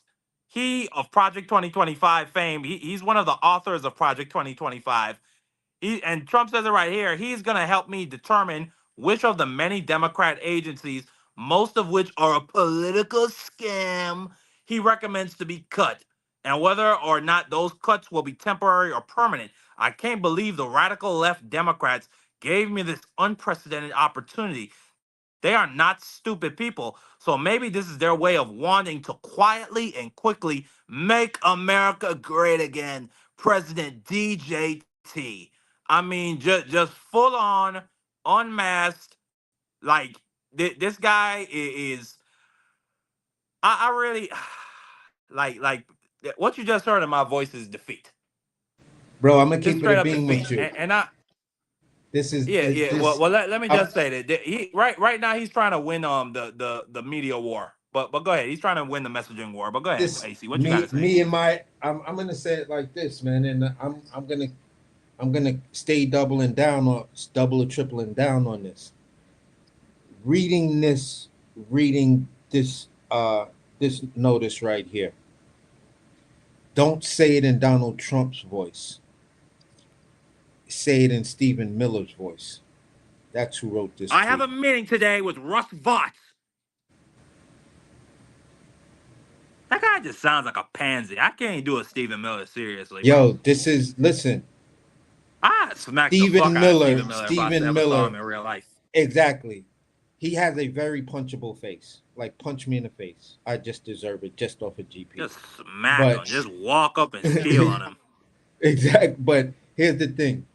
For me, these type of policies, these type of things, all of this stuff, when you look at a guy who's seriously suffering from his cognitive decline, his health and everything, he's just regurgitating the shit that this man is telling him. Look at how emotional he gets and gets so defensive when you just talk about how he was dressed to how Donald Trump and Melania Trump look, after they was clowning her with that, lampshade hat and everything, looking like you're supposed to be representing, bitch, you look like you came from a funeral, like your parents just died. You don't want your face to be shown or nothing like that. So some people were saying that was some people were saying that was a double of Melania. Exactly. Melania was too fucking. That's why. Exactly. So the whole thing is, when you look at Stephen Miller's comment when he gets on Fox, Donald Trump is the best dressed in American history. No president has ever had enough style, charisma. It's like, bro, you look like you're ready to shit on yourself because you just can't believe the level of bullshit you're talking. So for me, the mere fact that it's starting to trend now, President Stephen Miller, it makes a hell of a lot more sense of ICE, the escalation of everything, moving into cities, when you just compare all of these moves to what Stephen Miller was saying back in high school and then that college thing that they caught of him. So he's lockstep. Young Stephen Miller agrees with college Stephen Miller, which young Stephen Miller has no issues. He loves old Stephen Miller. He's proud as hell of that nigga. Look at where you ended up. You're in the White House. You got this dunce for president that you control like a puppet. You feel what I'm saying? Like in what the fuck's what's the fucking cartoon? Aladdin's lamp. You know how King Jafar was just like a dude, Yeah. And then it was the evil dude who was his henchman, telling him what to do and telling the military and all the guards what to do. Stephen Miller loved those type of characters, and he's now living his dream, his wet dream, because Donald Trump is King Jafar. Yeah, just a dumbass. Exactly. I'm not giving Trump credit for none of this shit. I'm giving Stephen Miller the credit for all of this. ICE, the whole nine, putting soldiers in the city, Nah, bro. And you're happy enough to watch your shit be implemented and watch the dummy take the credit for it, because for you it's not about the credit. And don't and I'm trying to tell people, listen, you know who Stephen Miller's best friend is in that White House? On the low, low, low, low, low, that slowly they plotting. Oh, JD Vance. I believe it. I believe it. I believe it. JD Vance aligns with everything Stephen Miller is. If you look at young JD Vance, because he's more the politician that looks at the policy side of it, not the pop and place and the photo ops. JD Vance gives a shit about the policy. Donald Trump gives a shit about the public image, the photo ops. So you put JD Vance and Stephen Miller together, oh, watch how fast shit turn even worse. No, most dev. B3. Any reaction to Poopy Pants Orange Man Trump? Um, who fills his diaper at every opportunity, the same way how he craps from his mouth. Any reaction to him just coming full unmasked authoritarian? And we're also gonna get into his use of the military. But what's your reaction to this Truth Social tweet he put out recently, if you have any? I'm looking at it now.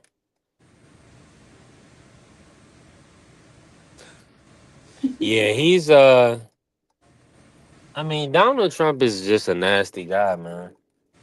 And I tell you before, being at his age, the fact that his tint has turned to orange.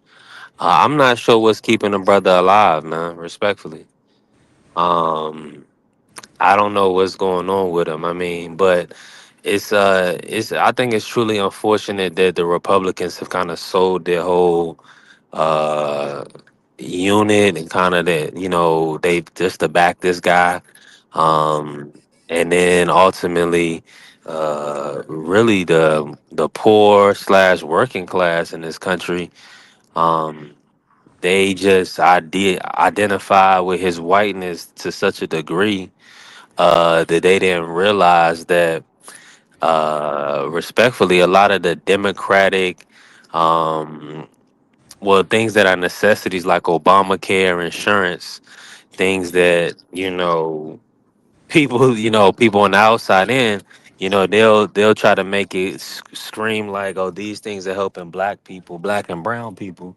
when in actuality they're helping a lot of the poor whites in America. They're No, definitely benefit. no, they say illegals. Illegals are getting health insurance. That's what they like to pull. Yeah.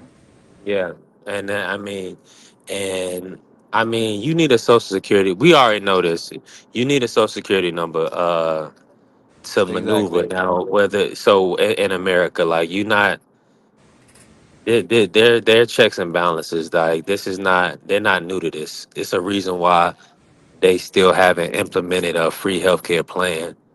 Um, I would like to hear y'all thoughts on that, but it's unfortunate that they didn't that these unfortunately people just identify with color more than character, and they don't do their research, and then like they what the is it like cut the hand to spite the face, or you know what I'm saying? It's just nasty work. No, absolutely. We're gonna move on to the last topic. Um, this is probably I ain't gonna know. I don't know if it's the scariest shit or if it's just like just so fucking stupid, like for even words. But anyways, B3AC.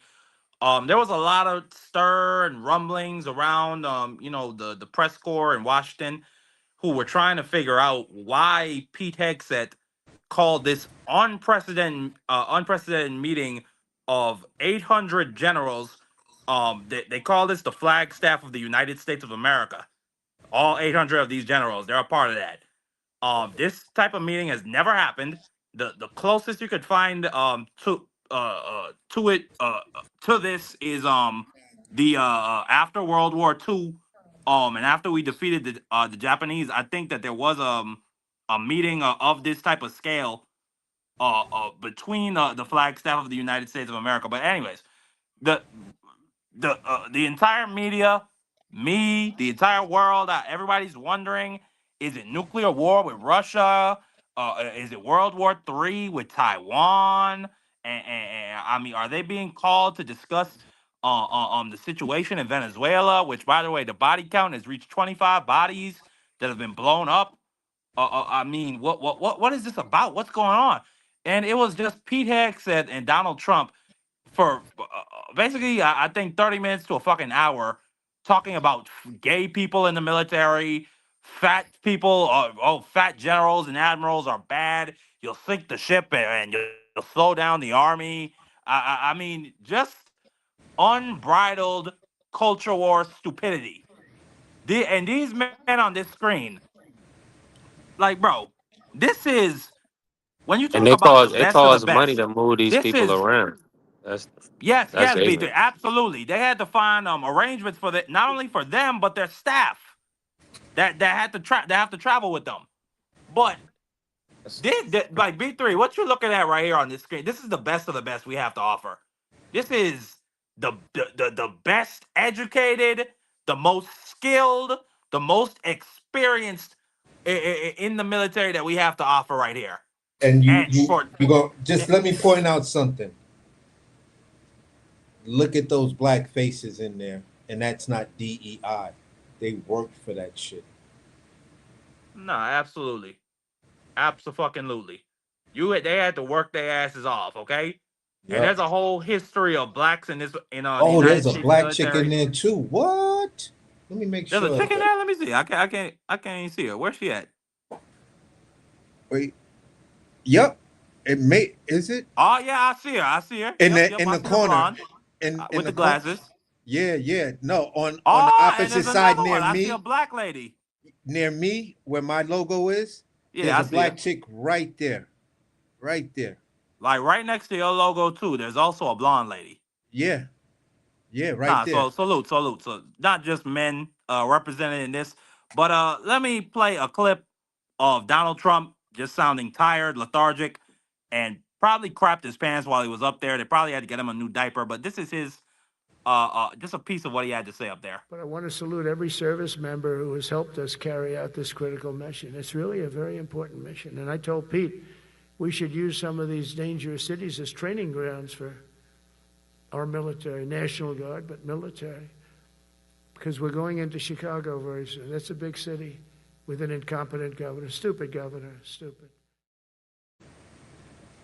So they're going to be using our cities as training ground. Now, I part like this is bullshit. The court, at least for now, the courts have ruled he can only have the National Guard surrounding federal courthouses and buildings and other federal buildings to protect them in in the process of them doing their jobs.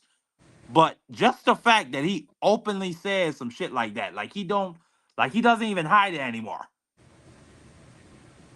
Yeah, I mean, I spoke to UAC, and not only that, I didn't even bother to get Pete Hegseth. I mean, the guy, like, I'm not gonna say it because they're gonna take the channel down, but somebody should get him up out of here. I said it. Somebody should get him out of here. At the end of the day, I'm gonna say it like this. This is why the military responded with the grace, professionalism, and everything that thing deserved. He never got applause. Pete Hegseth didn't get applause. You feel what I'm saying? So when Donald Trump's speech was up, it was stone quiet. He said some things where he thought he was gonna get applause. Stone quiet. Same thing with Pete Hegseth. They gave the president his respect as the commander-in-chief and applauded when he walked on. But after that, that picture is basically what Donald Trump was staring at. Hard-nosed, career military. The people that you could have served with, but you had your daddy, doctor, say you had bone spurs at a young ass age. So those faces right there were the faces that did not clap for you. They probably sat in that same ass position with the same look on their faces, like, I cannot believe this is my current commander in chief. The fuck is this dude really saying to us? There is no way with all the military service that I have that I can even imagine using American streets that are populated by mothers, fathers, daughters. I come from some of these places and use these places as a training ground. So when it comes down for us to use live ammunition training, where are we supposed to do that in an American city? Using live military grade rounds? I mean, Is you're that what supposed you're to do it. asking You're us? supposed to go do it in the fucking desert if you're gonna do it anywhere on American ground. But the point is, okay, we know that America trains. We have military training camps and stuff like that, shooting ranges and all of this type of stuff in America. That's where the American military is built, and they're in the most rural of rural places. People don't really understand how much of America is actually rural. You feel what I'm saying? When you look at an actual map of where people live to where people don't live, you're like, Majority of it. God damn. AC. Yeah, Yeah, majority of exactly. it. Exactly. And that's the point I'm saying. So the military has plenty of places to do their military actions and stuff like that. But then to bring it into general population, the mere fact of mentioning that is like this motherfucker is nuts. What are we gonna train the military to do in an American city? What are we gonna train them to do? You Hey, feel what I'm saying? Yeah. matter of fact, let me show you what we gonna train them to do. Oh damn, the video ain't playing. Damn, I had that. Oh, here it is.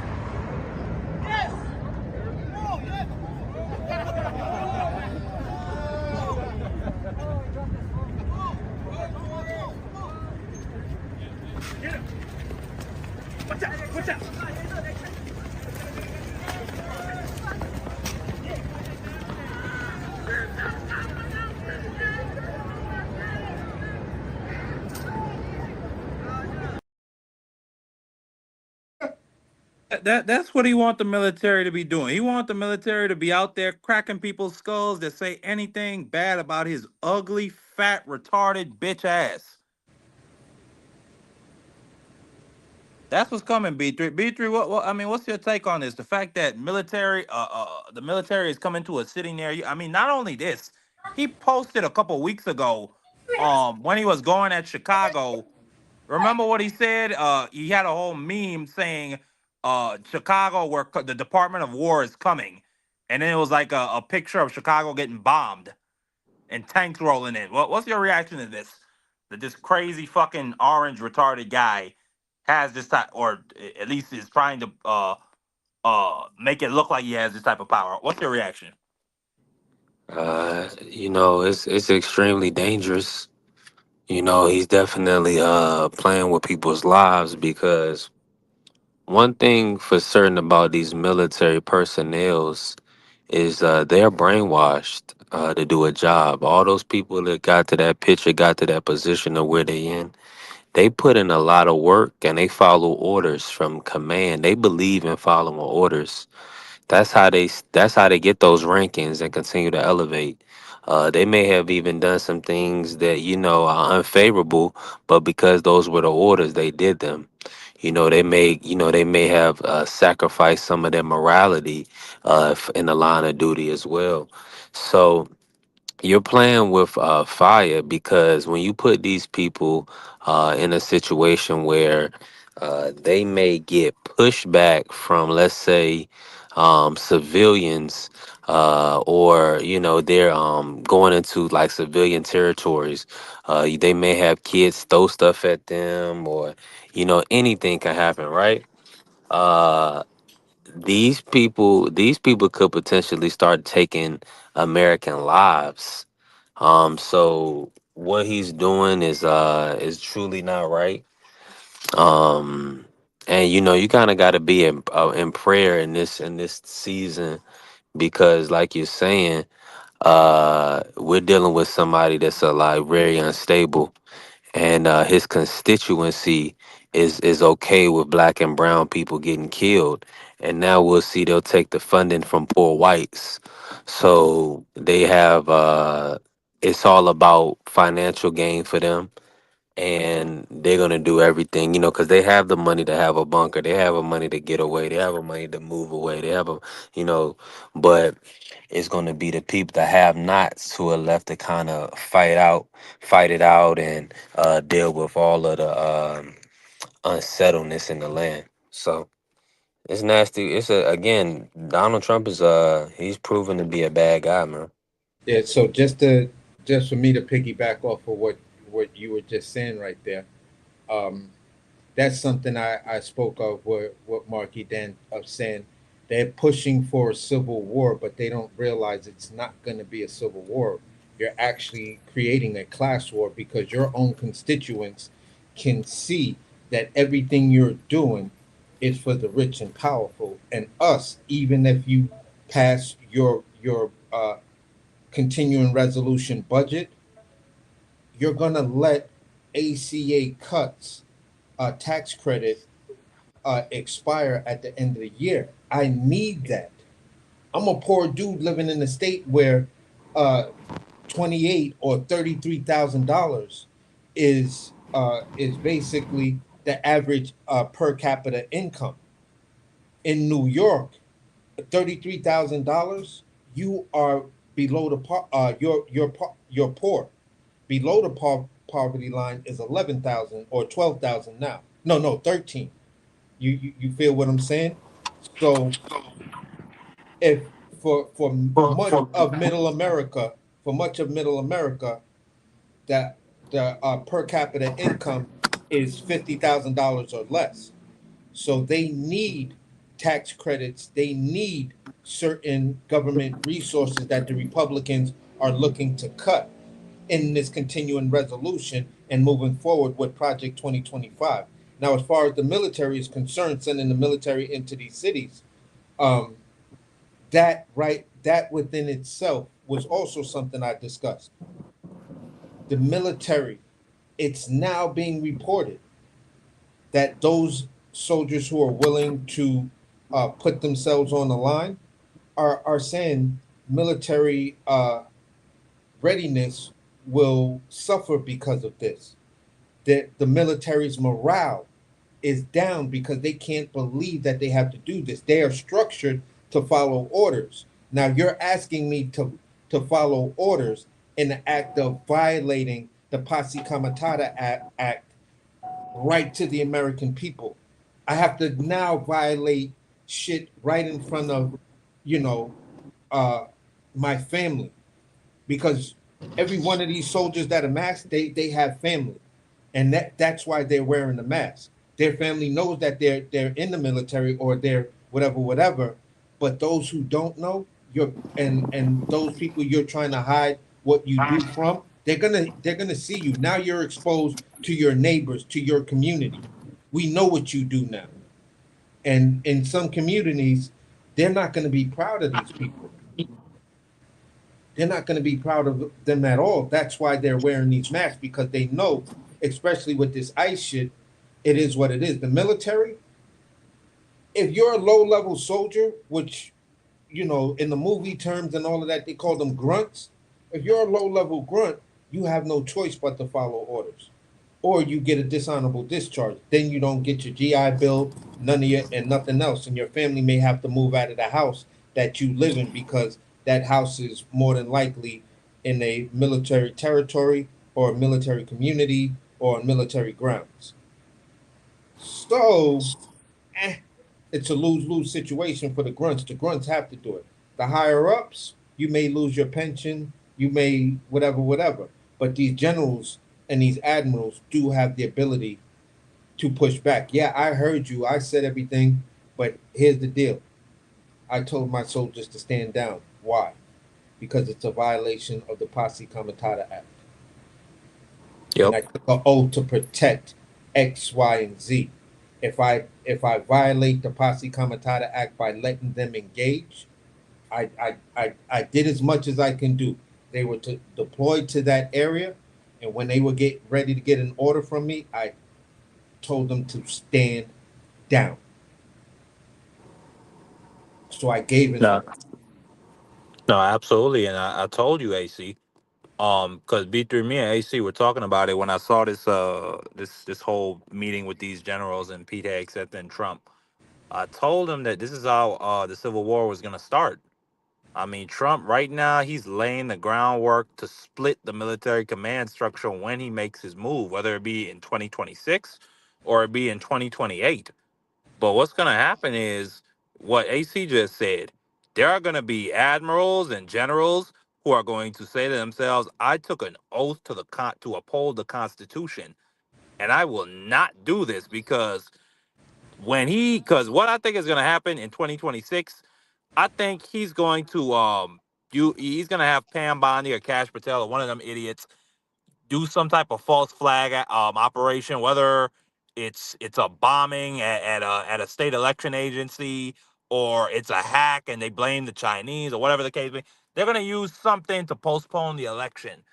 Then you're gonna see fucking violence in these cities against federal agencies. You're gonna see them burning down federal courthouses because people are pissed and they want to get this fucking guy up out of here. Okay? And you're going to see blue governors. They're going to start withholding tax dollars. And once that happens, Trump is going to call for their arrest. And he's going to declare, and when he sees all this violence as a result of him postponing the election, he is going to declare martial law. And what Stephen Miller was talking about, and me and AC talked about this a lot as well. Stephen Miller even openly said it. He wants to get rid of habeas corpus.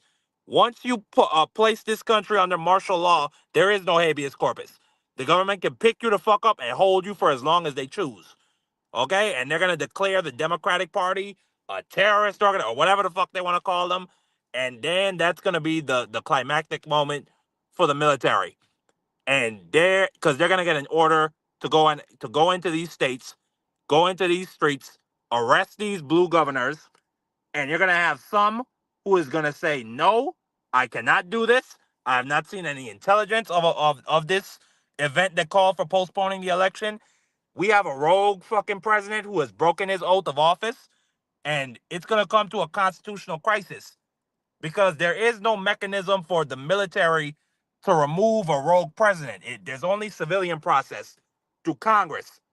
And man, you're going to have that one side that he probably brings in the next 2 years who are just absolute loyalists and will follow him to the death. And then you're going to have that side of patriots who are going to defend our Constitution and try to put us So back let me together. ask you But this. Let me ask you I this. So do see. you feel like that meeting was more so, I mean, that was like BS, whatever they released was probably BS for the public, but do you feel like there is a meeting of the minds in a sense where they're saying they're figuring out who's with them, or maybe everybody there was with them and then they've already removed people that they know are not going to be with their agenda, so that way they already have the split has already, they'll give you like a compensation package, retirement or whatever, to sit this one out or whatever, Yep. go home, and then the people that they have that's willing to work, that's who they're gonna run with.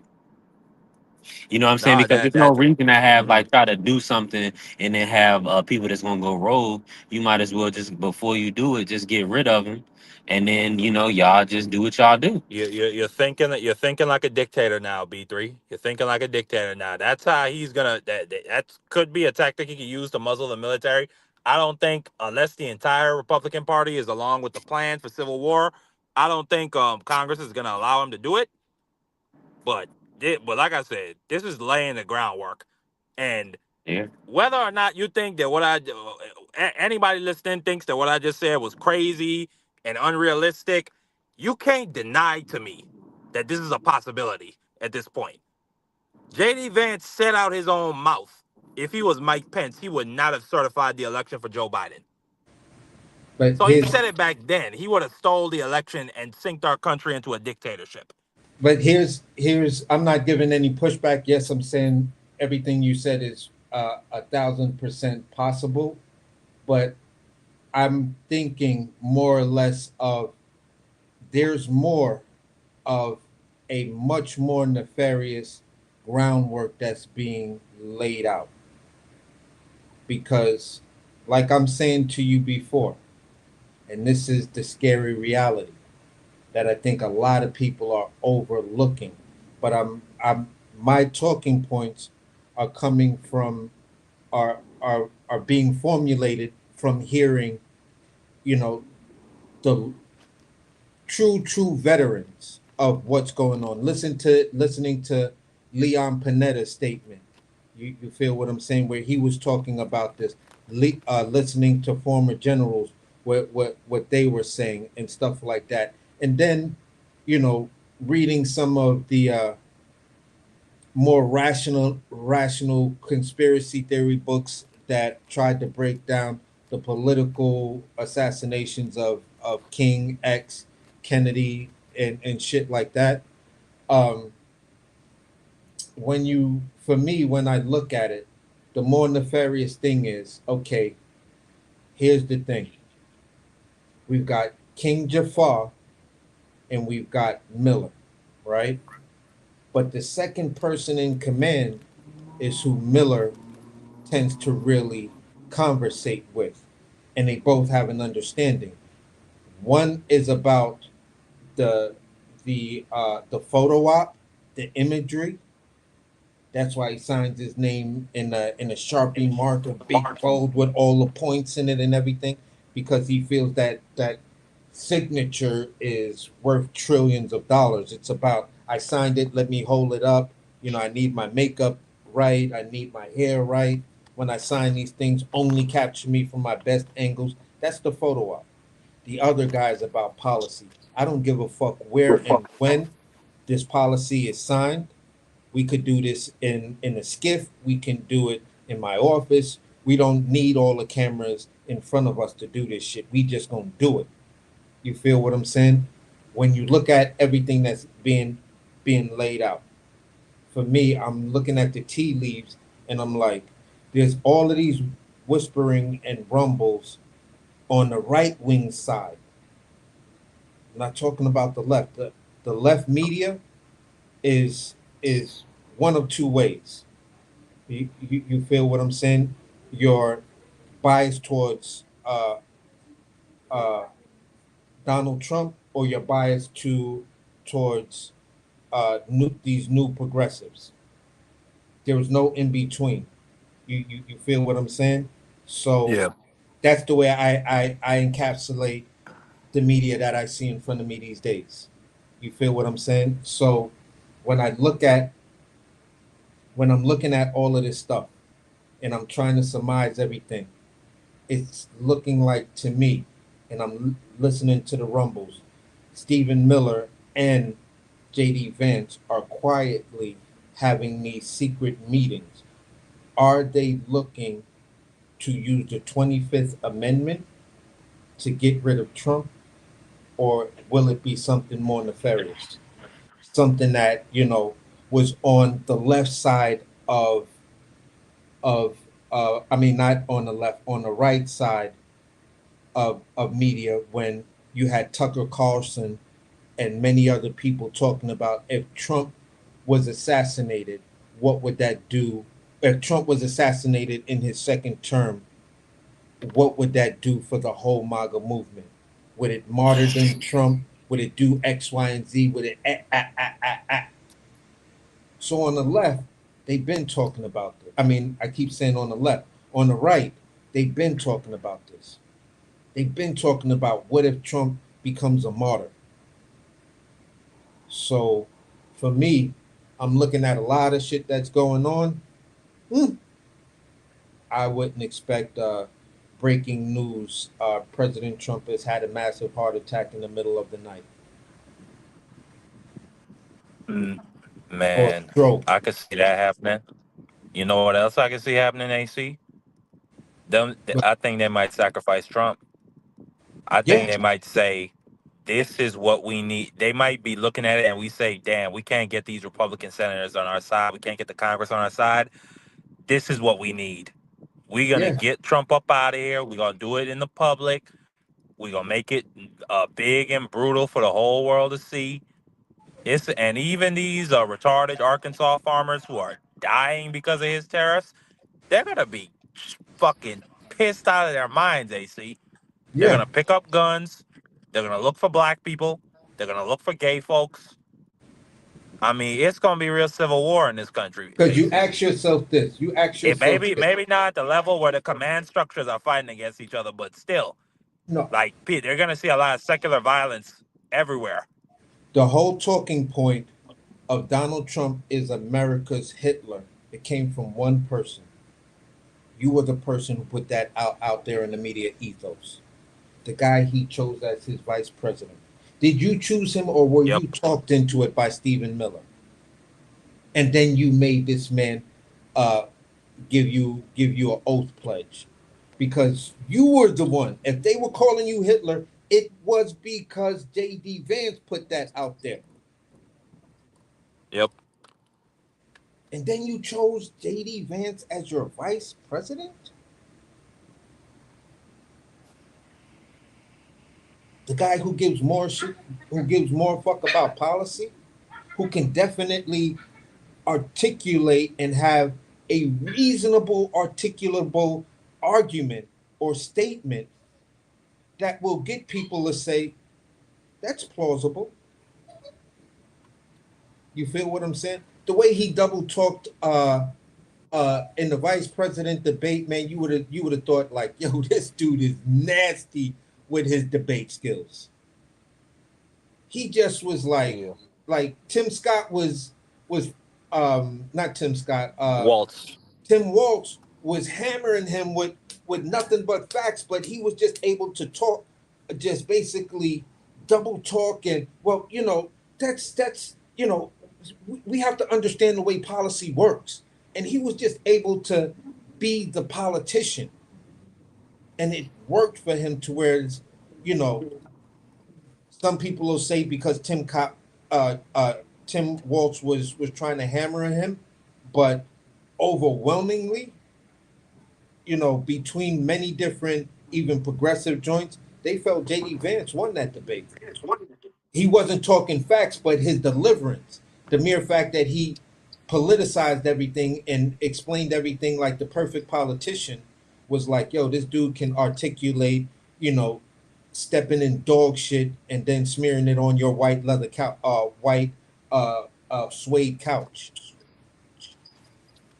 You feel what I'm saying? So to me, JD Vance is way more dangerous. Yes, he's a fucking idiot. Yes, Gavin Newsom and people need to constantly discredit this dude with the whole couch situation, with the AI, version of JD Vance and stuff like that, because we have to make people feel I like seen this that guy's shit. an That was funny. imbecile. We have to make the people feel like this dude is an imbecile. Because he is, No, but absolutely. he is an imbecile, but he's smart enough to know how to articulate. Yeah, I may be stupid, but I can out debate you. Yeah, I may be stupid, but if the policy makes sense to me, then I can sign on it, and then I'm smart enough to do some research on it, and then give a reasonable argument. So that guy, that dude is the real wolf in sheep's clothing. But right now he looks like an idiot to me. I give you that. I did think at the time he did do better in that debate than Tim Walz. At least I thought he was more memorable. Yeah. From what for at least in my recollection from that debate and my reaction to it. But JD Van right now he just looks like a complete dumbass. Like every time he opens his mouth, he lies like he breathes. But he's an ex-Marine. He's a white guy, pretty tall. Not bad looking. It's like you say, he got the gift of gab. He'll get through. I'll That's how play they this always role get through. now. I'll play this role now, and then show you how I'll step up when it's my time to step up. Yay! Most up. But before we this was a great show, brothers. I really enjoyed it. Before we get out of here, I want to get y'all's reaction I made a short out of this. So I posted it on my channel today. But Ted Cruz had a Freudian slip today. It's just unfucking believable. And he kept going. Like he didn't even correct himself. Senator Booker also said we should have bipartisan agreement. I think that's a great idea. We should have bipartisan agreement. How about we all come together and say, let's stop murders? How about we all come together and say, let's stop rape? How about we all come together and say, let's stop attacking pedophiles? Stop attacking pedophiles. Stop attacking pedophiles. Stop attacking pedophiles. You know.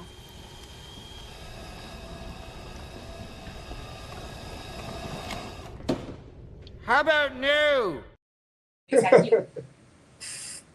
Wow. That brother, and he kept going. He didn't even correct himself. If I was in that hearing, I would have called. I would have said, "Point of order." I would like my colleague's words to be taken down. He wants me to stop attacking pedophiles, or excuse me, PDF files. Unbelievable. As they are blocking the Epstein files. But what's your reaction to that, AC? That's just fucking hilarious. He said the quiet part out loud. He's saying the quiet part out loud. Let's just stop attacking pedophiles. He knew what he was saying. Ted Cruz is another one of these guys that is extremely smart. When you look at his real GPA, when you look at his scores and everything, you look at the school he went to, this is an incredibly intelligent man who plays a role, which makes him come across as disingenuous. But when you hear Ted Cruz really speak in these closed settings, you're like, this motherfucker is smart as hell. Why the fuck won't you just push back and be that type of Republican? If you were just Ted Cruz, the real Ted Cruz, fuck, I would vote for you in a fucking election. You feel what I'm saying? But you play this fucking bullshit role that nobody believes, that makes you highly, highly disliked. So you knew what you were saying. You knew the order of what you were saying. That's why he didn't correct himself. And if he's ever confronted on it, he would just, it was a Freudian slip. Things like that happen. So then let me give you the follow-up question. No, a What is Freudian going to slip be is the when you say, replacement? yeah, a Freudian slip is when you accidentally say the truth out loud you didn't mean to say. He didn't mean, I think he was thinking it. I don't think he meant to say it. Yeah, he was definitely thinking it. He didn't Because mean. we not at the point yet where niggas can be both sides about PDF files. We not at that point yet in this country. Well, they trying to pass a law that wants to. I think Jasmine Crockett spoke on it in a hearing that in some small Republican state, they're going to try to do it.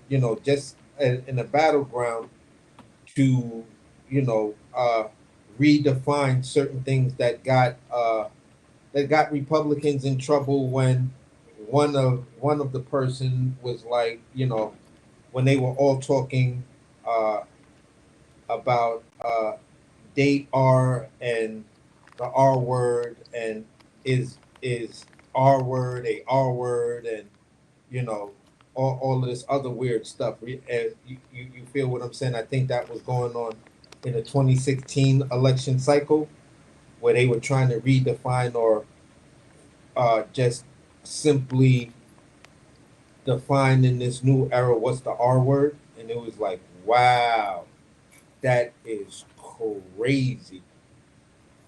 And certain forms of birth control can do whatever with the R word, and because they signed that bill of it had everything to do with abortion, and then trying to make the a person who suffered the R word carry that baby if that should happen to term, and then it got into this weird debate about the R word.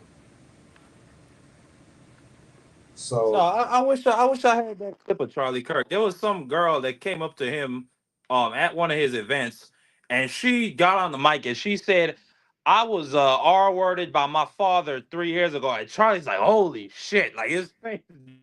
just drops. Then she, baby, but thank God I got this baby out of it. So it was so I'm so happy. And he's like pretending to smile. And you could tell that he. Oh, he fell out. Dang. But so, what's your take on it, B3?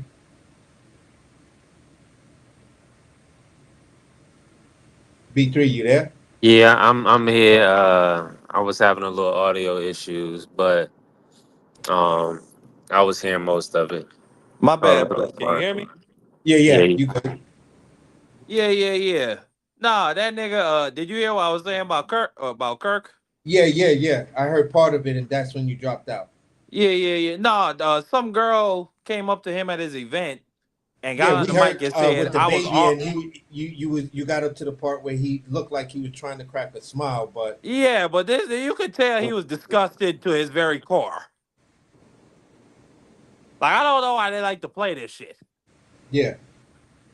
So it's just that party for me pretty much defined who they were, to where you were willing to try to pass such demonstrative abortion bills where you dudes was trying to up each other and making the most, like y'all were just having a contest at who can write the most egregious abortion bill and get it passed. And when you were throwing stuff like that in there, like the person had to, and then you wanted to probe them with one thing, and then they had to come back to be probed with another thing to see if the first probe was accurate, and then that second probe, and then they got to come back, get another probe, and then stick their hand and fist in there, and then now you can come back and get that abortion. I was like, wow, these dudes is something wrong with these people. And then they got a time limit on that shit. Yeah, and it was just like, when you just go back and look at that party on what they was doing at that, you you can clearly see that they will have no issues whatsoever in blocking the guy that's going to just be the signator off of their get rich schemes, and he's going to show them how to do it, and this and that and everything else. And when you just, they're like, yeah, I'll go along for all of that because I just want him to sign these things into legislation. So if he's involved in this thing, yeah, I'll go along with keeping it out, because once the man passed, that don't mean we can't drop it then, because he won't suffer any repercussions except for his name's sake. Nah, So most dev. I mean, firstly, I'm in support of abortion. And I don't look at it from a religious standpoint. I look at it simply from a health and social resources perspective. I mean, like so for there's some cases where in some states a doctor, if a woman's in a life threatening scenario and they have to remove the baby, they can't because they might be liable or they might be criminally liable for abortion. So that's putting that woman at risk. And for then on sure. top of the fact, I watched the documentaries, bro, like back in the 80s and or excuse me, but the 60s and before on and 70s before Roe versus Wade, before you actually had health facilities providing abortions. That shit was a horror show. Like you Yeah. had little girl, like like little girls getting hot hangers shoved up their uteruses. They die of sepsis. Like One, no, like if that woman, and again, it's not. Well, go ahead, AC. I was just gonna say, here in New York, think between New York and New Jersey and Philly, you would hear stories of people trying to open abortion clinics in abandoned buildings up in the Bronx, Brooklyn, certain abandoned houses in Queens. Um, they had one time ran up because they heard of something that was going in a cargo container, and they found two chicks dead. It Damn. just hemorrhaged. I know the word starts with an H, but they just bled to death right after Damn, the, man. Like that. Like right that's what after I'm it was. saying. Yeah, and it was just those type of horror stories were, you know, were on Deep top of, freeze salute. you know, Yeah. were just the Pittsburgh type of Hey, T. B things B that, three. Let me yeah, get you in here, B three. yeah. You know, we've been talking about a lot. What was your first reaction to Ted Cruz saying being the defender of pedophiles? Yeah, that was the disgusting, man. Ted Cruz, he's been around for a lot of years. I mean, I heard, AC, kind of speak about, his scores and things of that nature. Um, I mean, it's all well to be book smart, but turning yourself into like a worker, like the smarter you are, with much given, much is required. And unfortunately, a lot of these guys have a dereliction of duty in a sense that they're not using their all the things that God has given them. They're just turning into mummies. They're turning into yes men, and just essentially worker bees. And the reality of it is that, like we were talking about with military personnel having to decide whether they want to lose their GI Bill or do something that they feel like morally is wrong or irresponsible. So these guys and these people are choosing, like I said, always they're gonna choose themselves for their individual family unit first. A lot of these guys and gals, they're not gonna have a spine. They're not gonna stand up against tyranny. They're not gonna stand up against the dictatorship. They're gonna make sure they can eat. They're gonna make sure that their life and their livelihood stays the way it is. And a lot of times, like in the Ted Cruz, he's okay with bending the knee because he gets to do whatever he wants in his playground in his backyard. So, man, it's just unfortunate, man. The political realm is full of people that's in it for self, and it shows that it's far removed, from the original principles, that this country was kind of supposed to be founded upon. One nation under God, But and God ain't in a lot of these people, and definitely ain't in a lot of these decision making. So, but this was all foreseen, right? We knew these times was gonna come.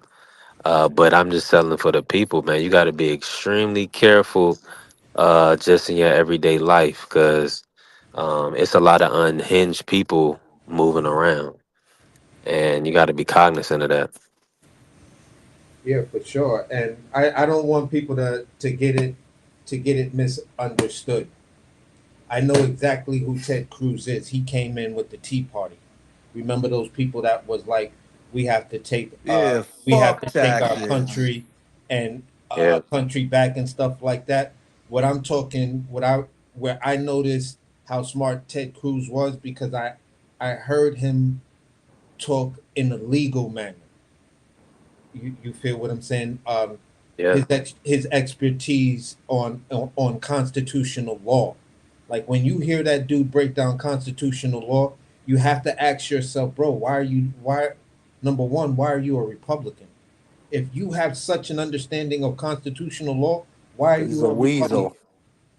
What the fuck is that about, bro? Like you can like I've watched this man literally destroy both Rand Paul and his father on constitutional shit. He destroyed fucking Alan Dershowitz. And I'm like, bro, why the fuck are you a Republican, man? Why are you taking on this phony ass persona? What is it that you want from this shit? I mean, not only that, he's a fucking Canadian. He's an immigrant.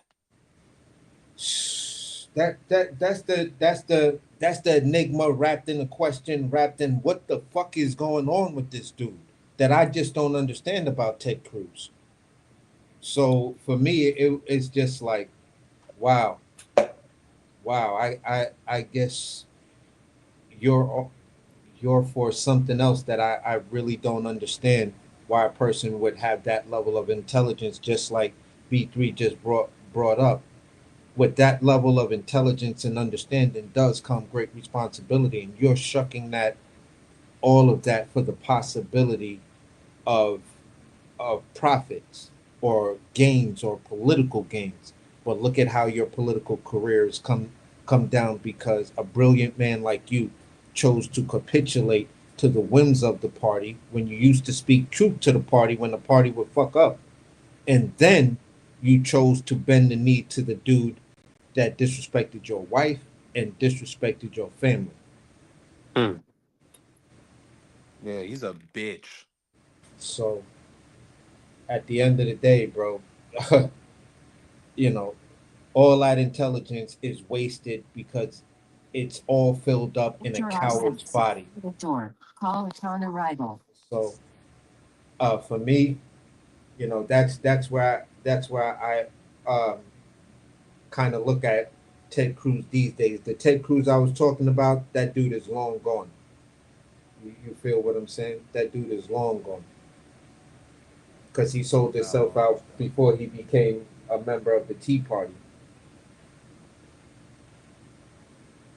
No, absolutely. Before we get out of here, well, getting into that abortion topic, I just wanted to also flesh out to say that if we gon' if y'all yeah that well, firstly, the Republicans, they're not pro life, they're pro birth. That's what I don't like about these fucking people. They want the kids to be born, but then they don't give a fuck about it. They don't want them to have free school lunches. They don't Yeah, want them to have health care. They could give a fuck about the states, well, at least of those specific kids' schools. I mean, if it's their schools, then yeah, they're gung ho about it. But fuck those kids. Fuck all those kids that need help. Let them die on the streets for all we fucking care. I mean, it's just insane. I mean, if that lady does not have the resources or she is not in a stable enough situation to where she feels she has to make that decision, who are you to like? That's where we talk about government overreach. Like, who yeah. is the government to put that on that lady's body? Respectfully, like that. That's just my opinion on that. But I'm a B3. You got any opinions on that conversation? Before we get out of here. Nah, I was working. I kind of missed it, but oh yeah, Ted Cruz covering up for the pedophiles, the Pedialyte guys. Uh, Huh. that's disgusting, man. Yeah. That's god awful. I mean, the audacity of this brother. And you know what I'm saying? Senator We got Booker to. also said we should have bipartisan agreement. I think that's a great idea. We should have bipartisan agreement. How about we all come together and say, let's stop murders? How about we all come together and say, let's stop rape? How about we all come together and say, let's stop attacking pedophiles? Stop attacking pedophiles. Stop attacking pedophiles. Stop attacking pedophiles. Bro, you know what I just read? He read that. He didn't just say it out off of it. He read that on a That's why paper. I told you that man know That's exactly why what that's he a was cop saying. out. Holy Yeah, shit! yeah, and that's why he can get away with it because they'll say, "Oh, Get he him read it. out It of was here. written down." Yeah, that was This is BS, a It clear might man. have been a statement. What you typo. can't swivel out of that I shit. was Yeah, it's a reading something. typo. I was Oh, reading that was something, BS. and it slipped out. The word looked familiar to that, and that's why I said it. So can I I meant to see? say stop protecting. I didn't mean attack. Get your bum ass out of here, nigga. Yeah. You So, protecting pedos right now. exactly. And Exactly. these dudes are sick, man. Because you gotta understand. Uh, but see, these are the same people, respectfully, that went off. Even in the biblical days, they offered them the daughters, the women. They was like, "Nah, we want the boys. We want your sons." Yeah. These dudes are really sick, man. And for all the young, it's just unfortunate, it's sad because all these young guys out here right now, uh, they don't have no good leadership, man. And respectfully, it's a lot of weirdos. So Huh? we can tell that the older weirdos, Um, that this is what they wanted. This is what the type of psyche that they wanted, especially on our black youth, because the young guys right now, I mean, respectfully, it's a lot of homosexuality going around. It's Whoa. unfortunate, and I mean, these are the I mean, fathers of that stuff. why that's unfortunate though, B3? Why that's not your business. Why Uh, you care if that brother a fudge packer? why you care? Why you care about pedophiles? Because they abusing little kids and And I'm traumatizing them and and I and destroying I'm their and I'm psyches. and I'm telling you, these young boys is abused. I can see it on them.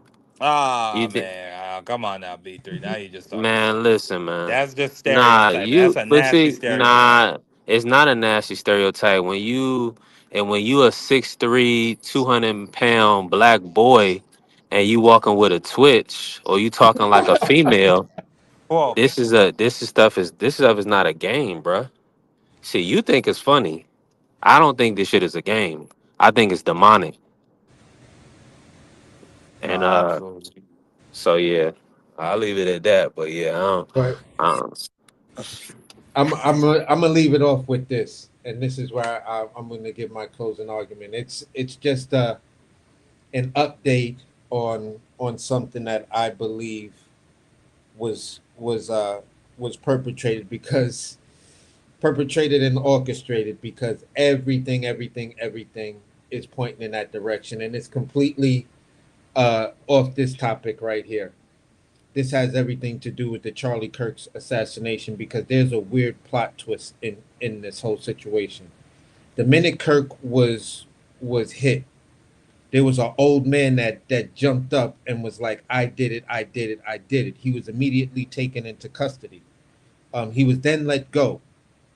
Um, as a result of him being taken into custody, he was roughed up a little bit. Then he found himself in a hospital. He was going through an examination and stuff like that, and he was talking with police. I don't know what. I don't know what leads the police to come over and talk to him, but somehow or another, the conversation leads to police wanting to see his phone, and he says, "No, I can't give you my phone." And the cop asks him, or the detective asks him why, and he says, "Because I have a bunch of, naked child pictures." So, What? yes. Who is So this person you talking about? it's the first person who was apprehended in the Charlie Kirk's assassination, right? What? Yes, the very first person, the old man, right?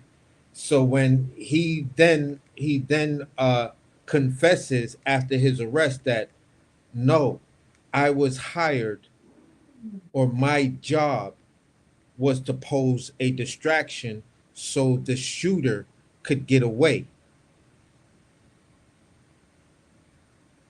You feel what I'm saying? Wow. So they're um they're But did he now, know? Did he know that that was his part of the job? yes, he yeah, he admitted was hard. Yeah, that yeah. to the police once they looked in his phone, and he was like, okay, But okay, then I why got would they let something him else. go if I he's an got something else to accomplice? confess to you. He confessed this after he got caught with the kids' pictures, or during him getting caught with the kids' pictures. He just Holy decides shit! Give me this to person's start name. I talking. gotta. All right.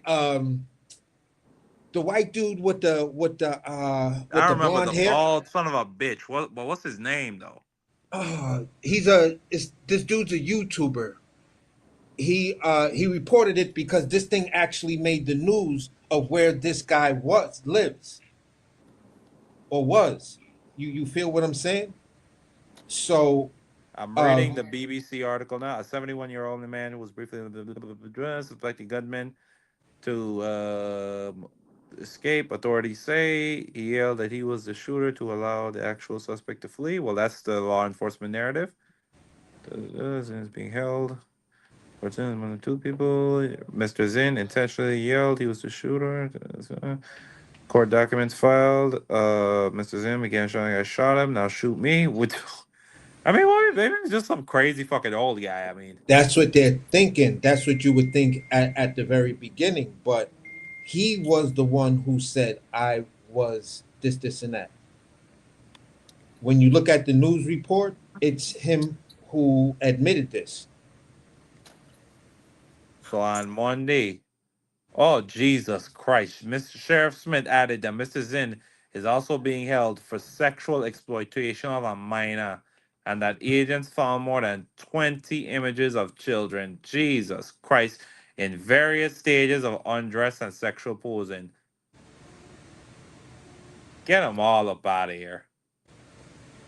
So what? But he had. So you telling me can they actually prove a connection between him and Tyler Robinson?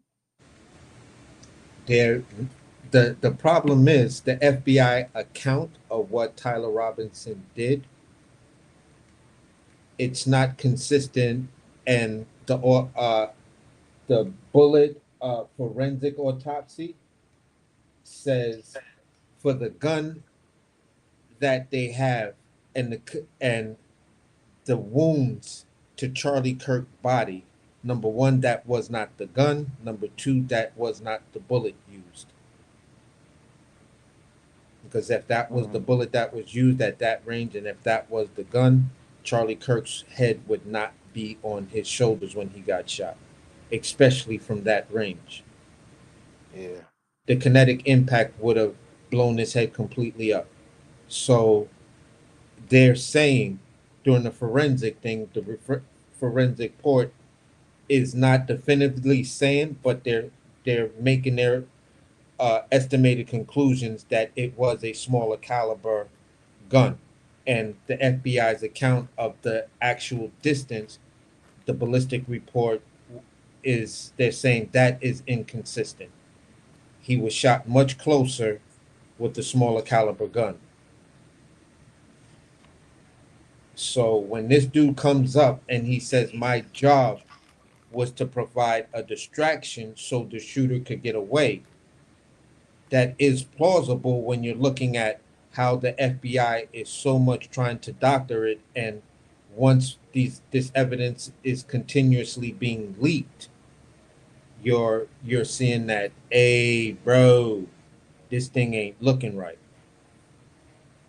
So, and even her, she's got a website where, you know, she's supposed to be talking about Charlie Kirk stuff, but she's saying to some cause or some Charlie Kirk legacy, she's saying send $5, $10, $25 to this, and it's more like a reoccurring donation. So once you sign up for it, every month it's going to take out the same amount until you physically stop it. So it's Speaking not of which, your one-time donation. speaking of shooters and assassins, did you hear this week that they might get a mistrial in Luigi Mangioni's case because Trump and Pam Bondi were on Twitter tweeting about it, and the prosecuting attorneys retweeted the tweets and liked it. Oh, Like there's unbelievable levels of just I hope stupidity. so, bro. I hope so. Let Luigi go. That dude's my hero. Yeah, Free Luigi. yeah. He's a revolutionary. For real. Put him on a t-shirt like Che Guevara. They both got curly hair. For A real. federal judge said two high-level Justice Department employees may have violated her. Judge Jeanette ordered the Justice Department to respond by the end of next week and explain how the apparent violations happened. Garnett said if there are further violations of her order, it could result in sanctions, including fines, contempt of court, or actions specific to the case, such as a mistrial. The judge said she would also consider Trump's comments separately when she considers a motion challenging prosecutors' decision to seek the death penalty. Man, they ain't gonna get Luigi out of here. They're not gonna get him Yeah. out of here. Luigi is a. I mean, I don't condone political violence, but at the same time, that guy was not like Charlie Kirk. He was not an individual who was out there engaging other people in discourse. Even though Charlie Kirk talks from a script, he was a billionaire CEO of what was it? United Health. Yeah, that's the company that's the main Yeah, company that the Trump administration is now investigating for waste, fraud, and abuse. But yeah, JFK got his two henchmen that are getting donations from United Health to do what they doing and wanting exactly. I people mean, they assigned rip to them. people They're trying off to all the force people. time. Yeah, they're trying to pass legislation so people have to sign into United Health in as part of the new Republican plan. And look at that face. Nah, you're hugging a widow and you making that face like, yeah, I'm He's about a this. son of a. Man, then I mean, just unbelievable. disgusting ass nigga. Let me find it. Yeah, man, this Hold on. guy's a freak show, man. Hold on. Let me find this picture. This is your president, B3. This is your commander in chief, B3. I want you to know. I hope you're proud of what you did, B3. This Why you nigga acting got a like I pill. voted for this nigga? He popping a Molly, B3. Yeah, I bet he is. That's what white people do. Respectfully. Look Not at this all not fucking guy. well, let me What? say this. That's irresponsible of me. Not all, but most. And every time I've done the Molly, it's been with my white homeboys or white shorties, respectfully. But yeah, I never done no Molly. I know. I mean, they say Molly can make you kill somebody. You ain't got come no. on, you believe everything? You believe all that shit? They said THC or weed to take all your brain cells. You still got all your intelligence, don't you? I mean, I don't know. I just hear a lot of niggas pop Molly and listen to angry music before they go do a drill. But Oh my god. yeah, absolutely. I done shrooms before. Know about some shit I don't know Shrooms about. are pretty nice until you get home, and it's not Yeah. See, it's when I was, let me it's say very this not though. nice. I'm a little older, so for the young anybody, any youth that come across this, I was speaking of, when I was in college, you know what I'm saying? 18, 19, 20 years old or whatever. Now things are a lot different. Like Molly was just like a party drug. We used to, do Molly, go to the club or, do Molly and, have sex with a little shorty or something. I don't know. This guy, he might be using Molly to stay alive. I have no clue why his He's pigmentation is turned he's orange is infamous just for Tic nasty. Tacs. That's a Tic Tac. Yeah, he's ridiculous. Hell no, it ain't no fucking tic tac. Get the fuck out of I'm here, telling you, AC. bro, that nigga, yo, listen. I it was Condoleezza, not Condoleezza. What was the black chick that was always with Trump? Oh, what the fuck's her name? You talking about dang, I forgot her She was she was she was on Just the Villain. Omarosa, Yeah, as I say. Omarosa, right? Yeah. Omarosa was like Yeah, I'm also a the whore. things she was asked like, since you were like so close with Trump and you knew him so well, what were like some of Trump's must have items? She was like his incessive need for Tic Tacs. Like he would constantly be on some shit like uh do I have bad breath or anything like that. So he was always having a Tic Tac in his mouth, in his pocket, or looking to put a Tic Tac, whatever. And that's just according to her. I don't know if that's true or not. They could be Molly. I'm hoping it.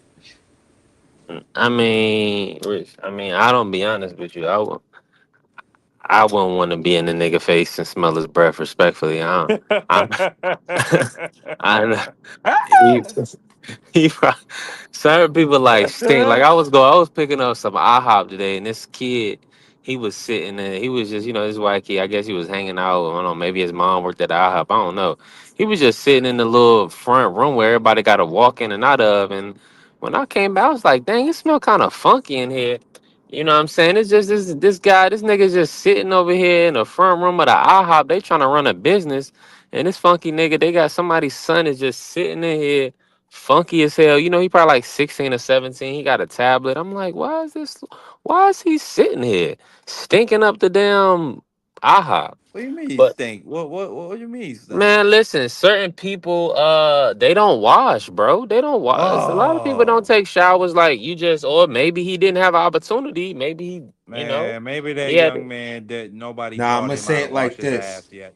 I'm gonna say it like this.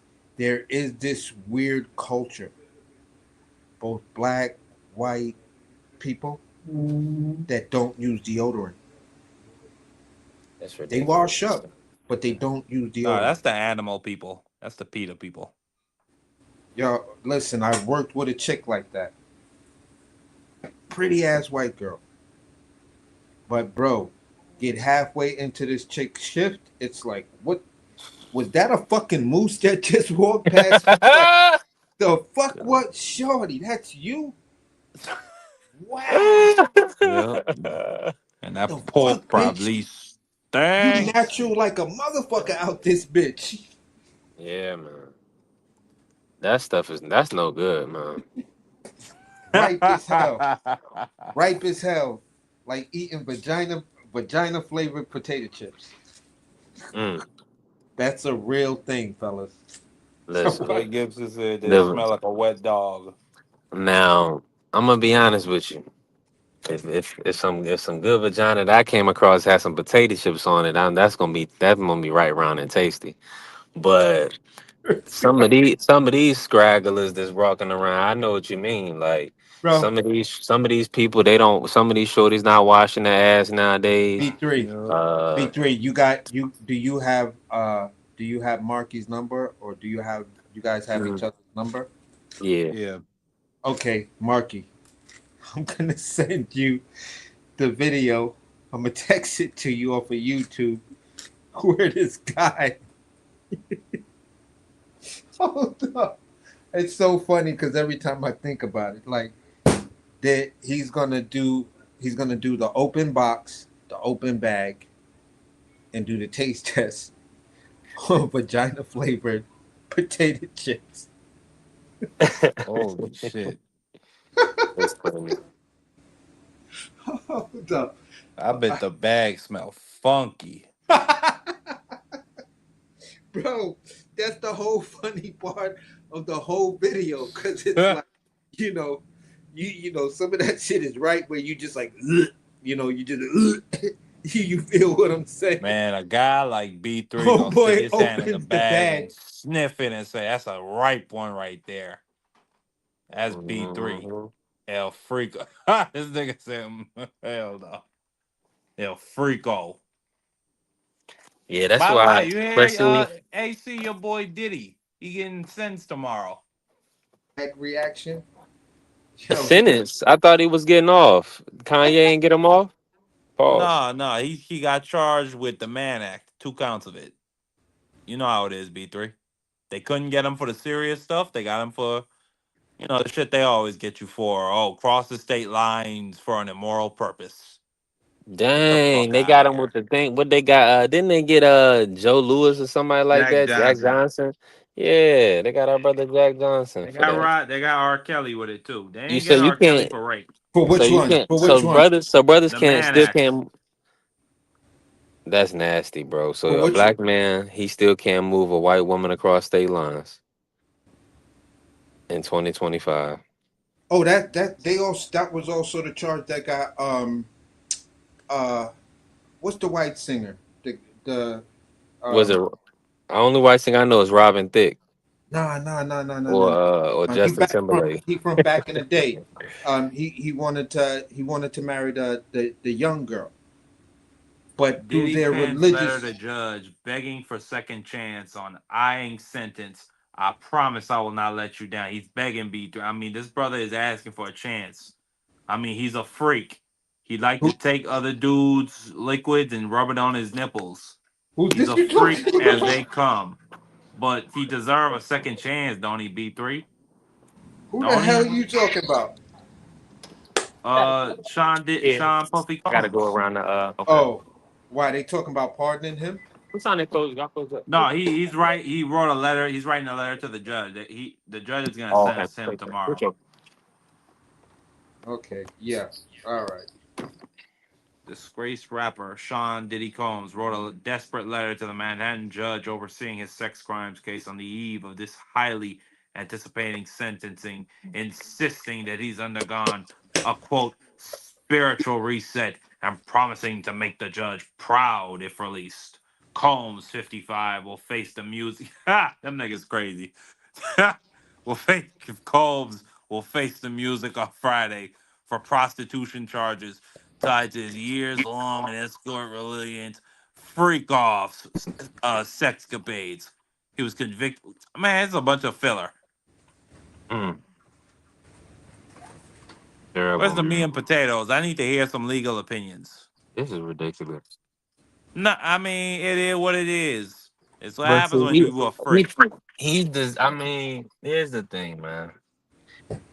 If you hold people against their will or you harm people, you definitely should face consequences.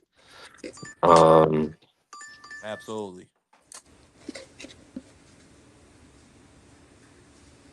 I mean that's really where I draw the line with it. You know, I mean, if you doing heinous things, you need to have Dear punishment. Judge Sumerian, I hope this letter finds you well and in good health and spirits. I lost my way. I got lost in my journey, lost in the drugs and the excess. My downfall was rooted in my selfishness. I have humbled and broken to my core. Man, this nigga ain't been broke. In You prison, read niggas is you reading begging that? to watch Did you read that from somebody? Niggas is that's Diddy's letter to the judge. Yo, Man, that that sound like some Negro failure. That sound like something you would write to like Mary off a Todd or Skylight something song, like. like it's an old school love song. Listen, baby, Man, I done firstly, swayed, niggas I are done did this. begging. I could be your mother, your father, your lover. Like, yo, bro, you just Like, wrote them a pimp letter to the judge. Like, I hope this finds you in good health. for real. Please, pretty please, I beg Yo, of you. I was not you in know my who I right would love mind. to. You know who I would love to hear read that. You know who I would love to hear read that. Two people. Two people. I would love to hear Morgan Freeman read that letter, and I would also love to hear the Jason Statham read that letter. Dear Your Honor, I hope this letter reaches you in good health. Oh my Man, gosh. firstly, this man has not been broken and tumbled. I mean, he has niggas begging to wash his drawers in jail. B3 AC. He Wow. got niggas begging to wash his drawers in jail. He hasn't been humble at Stop. all. He got commissary on commissary on his books. He got he's like a fucking credit card out there. He's not worried about nothing when he was in that pen. So he's just straight lying. He better be worried about some kitty cat. I mean, he worried. I mean, he He like like man, men. he like freak shit anyway. He like that violent shit anyway. That's what go down in them prisons, B3. Man, that stuff is sick, man. I'm like, where did his brother go wrong, man? You know, the love of money and Hollywood and being around the Weinsteins and those guys and Epstein and those guys, man. They probably ruined this brother Diddy, Man, man. I had a clean it today, B3, and this the me and the dentist we had a great. I Well, know you this since I seen was the a little picture of kid. Trump Diddy? You seen the picture of Trump Diddy and Epstein? Nah, I Nah, there's didn't. one for real. Yeah. Yeah, I bet. Yeah, I mean, I'm already knowing. I mean, it's nowhere in the world. Diddy just fathom this weird mind? Nah, Like you saying, this is a yo, learned behavior. These yeah. guys are it's ritual for them. It's They nasty. were talking in the beginning of the trial on some of these like hip hop channels. They was talking about Diddy's connection to Epstein because they definitely got the pictures. Diddy used to talk about, yeah, I've been to Epstein Island and yo, I run around with people like Trump, Epstein. Take that. For real, bro. He's wild, man. Yeah. That's some freaky stuff, 1,000 bottles of baby oil. Yeah, bro. man. Yo, When he snatched up that shorty like that, he did it like it was Yeah, like beat her dead. it Beat her was to death. yeah, it was like a woman or something. Like I could see his feminine energy just coming out. It's like he looked like a man is not gonna do that. You know, a man in his right mind. Uh, that brother is way far gone. He needs to spend some time in prison. Uh, and he needs some therapy. Bro, listen. Absolutely, man. I'm sorry. It's not funny. It's just the way how you talk, B3. That shit make me laugh. But Bro. yeah. I mean, spend some time with your freaks. Sit down. Stay on the sidelines for a second. That's how life be sometimes when you just be out there thinking you got unbridled power. You need to Bro, get yeah, checked. You need to get put on the sidelines sometimes. So, y'all and you don't. know he can continue to fulfill all those repressed sexual desires that he might not be able to do out in public now. He could be Bro, a fully open homosexual man in prison and do bro, all the freaky shit he want. AC and B3. yeah. Do y'all don't remember when he was he was arrested? They were saying, "Yo, if they arrested Diddy on that, Diddy could spill the beans on on everything." And these channels were showing the picture of Diddy and Epstein, Diddy and Trump. All three of them got a picture together. You should be able to Google it. Absolutely, absolutely. But fellas, this was great, great show tonight. I want to thank my brother B3 for pulling up. AC, my co-host, always pulling up every show I do. Always giving great takes. I want to thank everybody in the chat. Jay Gibson, my brother D Frilio Sports, ING Baby, always coming through. Pittsburgh T. Everybody that done came through. Vacay Bay. Thank you to everybody. AC, any last words? Nah, man, another great show. Big shout out to D Free, B3. You know that get a little whatever. And big shout out to Scholar for pulling up and everything. Big shout out to you, man. Make sure y'all like and subscribe, because out of the content that's out there that's talking about political stuff, you're gonna get this is where you'll get the perspective. I do consider myself more aligned with the Democrat Party as true Democrats. I would probably say I'm a centrist Democrat that was basically bred from the brown skinned conservative household. So I started to appreciate what the Democrats have offered as I watched throughout my life, how the conservatism that I was raised on changed. So that's my perspective is somewhere in that gray area where I can agree to some true conservative value policies, and that's where you used to get a lot more done on both sides, where everything was more bipartisan.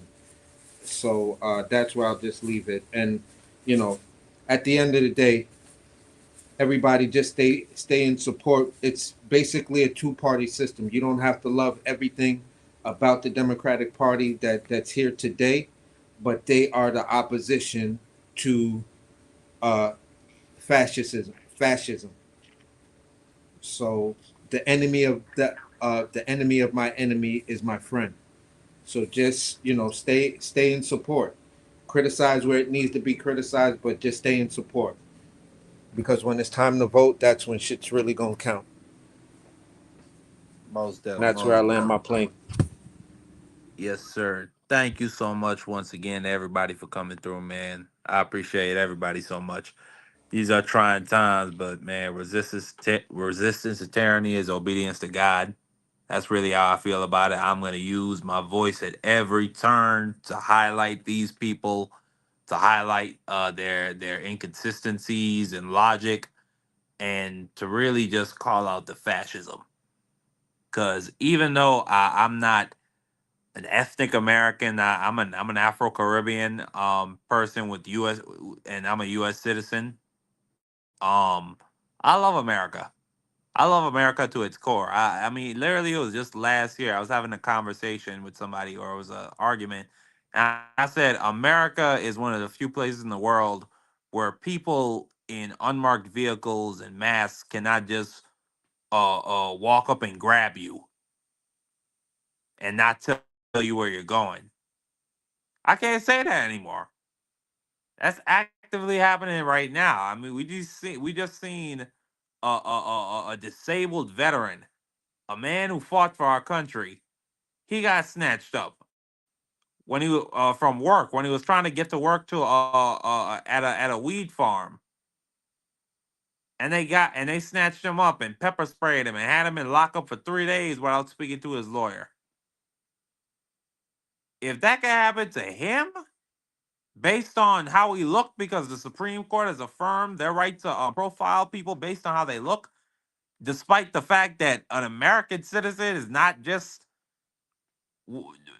whatever they say it is. I mean, you have U.S. Virgin Islanders like me. You know what I'm saying? I'm very.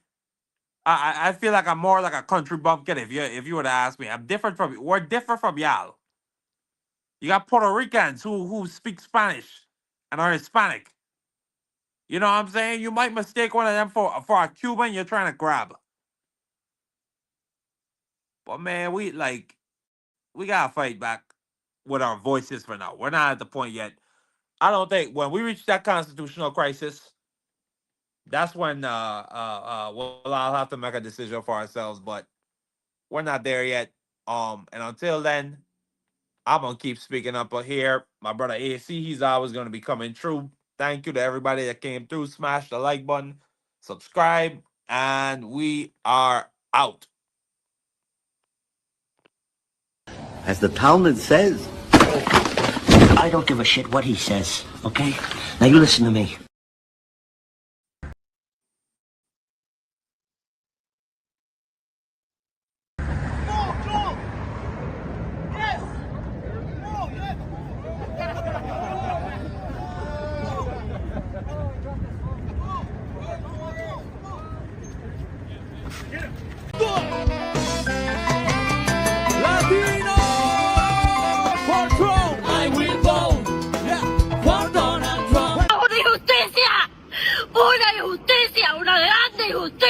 Yanet Correa screams injustice after her husband was placed on an expedited deportation order after showing up to his immigration. Senator Booker also said we should have bipartisan agreement. I think that's a great idea. We should have bipartisan agreement. How about we all come together and say, let's stop murders?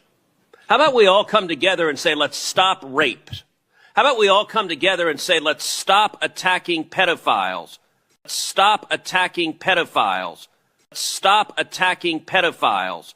Stop attacking pedophiles. You know.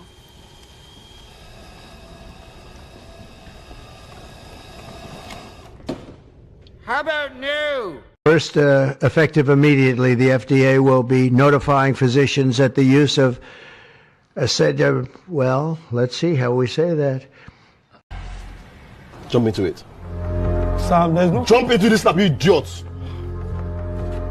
Jump into it. Aggressively. Aggressively. Boss. Aggressively. Oh my God. Aggressively. Run into it. Stupid boy. My condolences to you, sir. My condolences on the loss of your friend Charlie Kirk. May I ask, sir, personally, how are you holding up over the last day and a half, sir? I think very good. And by the way, right there, you see all the trucks. They've just started construction of the new ballroom for the White House, which is something they've been trying to get, as you know, for about 150 years. And it's going to be a beauty. It'll be an absolutely magnificent structure. And I just see all the trucks. We just started, so it'll get done very nicely, and it'll be one of the best anywhere in the world, actually. And you could put my balls on a pita bread with some hummus and tahini and eat that to the face. You feel me? Mind your fucking business. Nobody asked you anything, my nigga. Shut the fuck up. DOJ may be releasing the list of Jeffrey Epstein's clients? Will that really happen? It's sitting on my desk right now to review. That's been a directive by President Trump. I'm reviewing that. I'm reviewing JFK files, MLK files. That's all in the process of being reviewed because that was done at the directive of the president from all of these agencies. So have you seen anything that you said, oh my gosh? Not yet. DOJ maybe. Have you ever had a personal relationship with Donald Trump? What do you mean by personal relationships? Have you socialized with him? Yes, sir. Yes? Yes, sir. Have you ever socialized with Donald Trump in the presence of females under the age of 18? Though I'd like to answer that question, at least today, I'm going to have to assert my 5th, 6th, and 14th Amendment rights, sir. Have you ever had a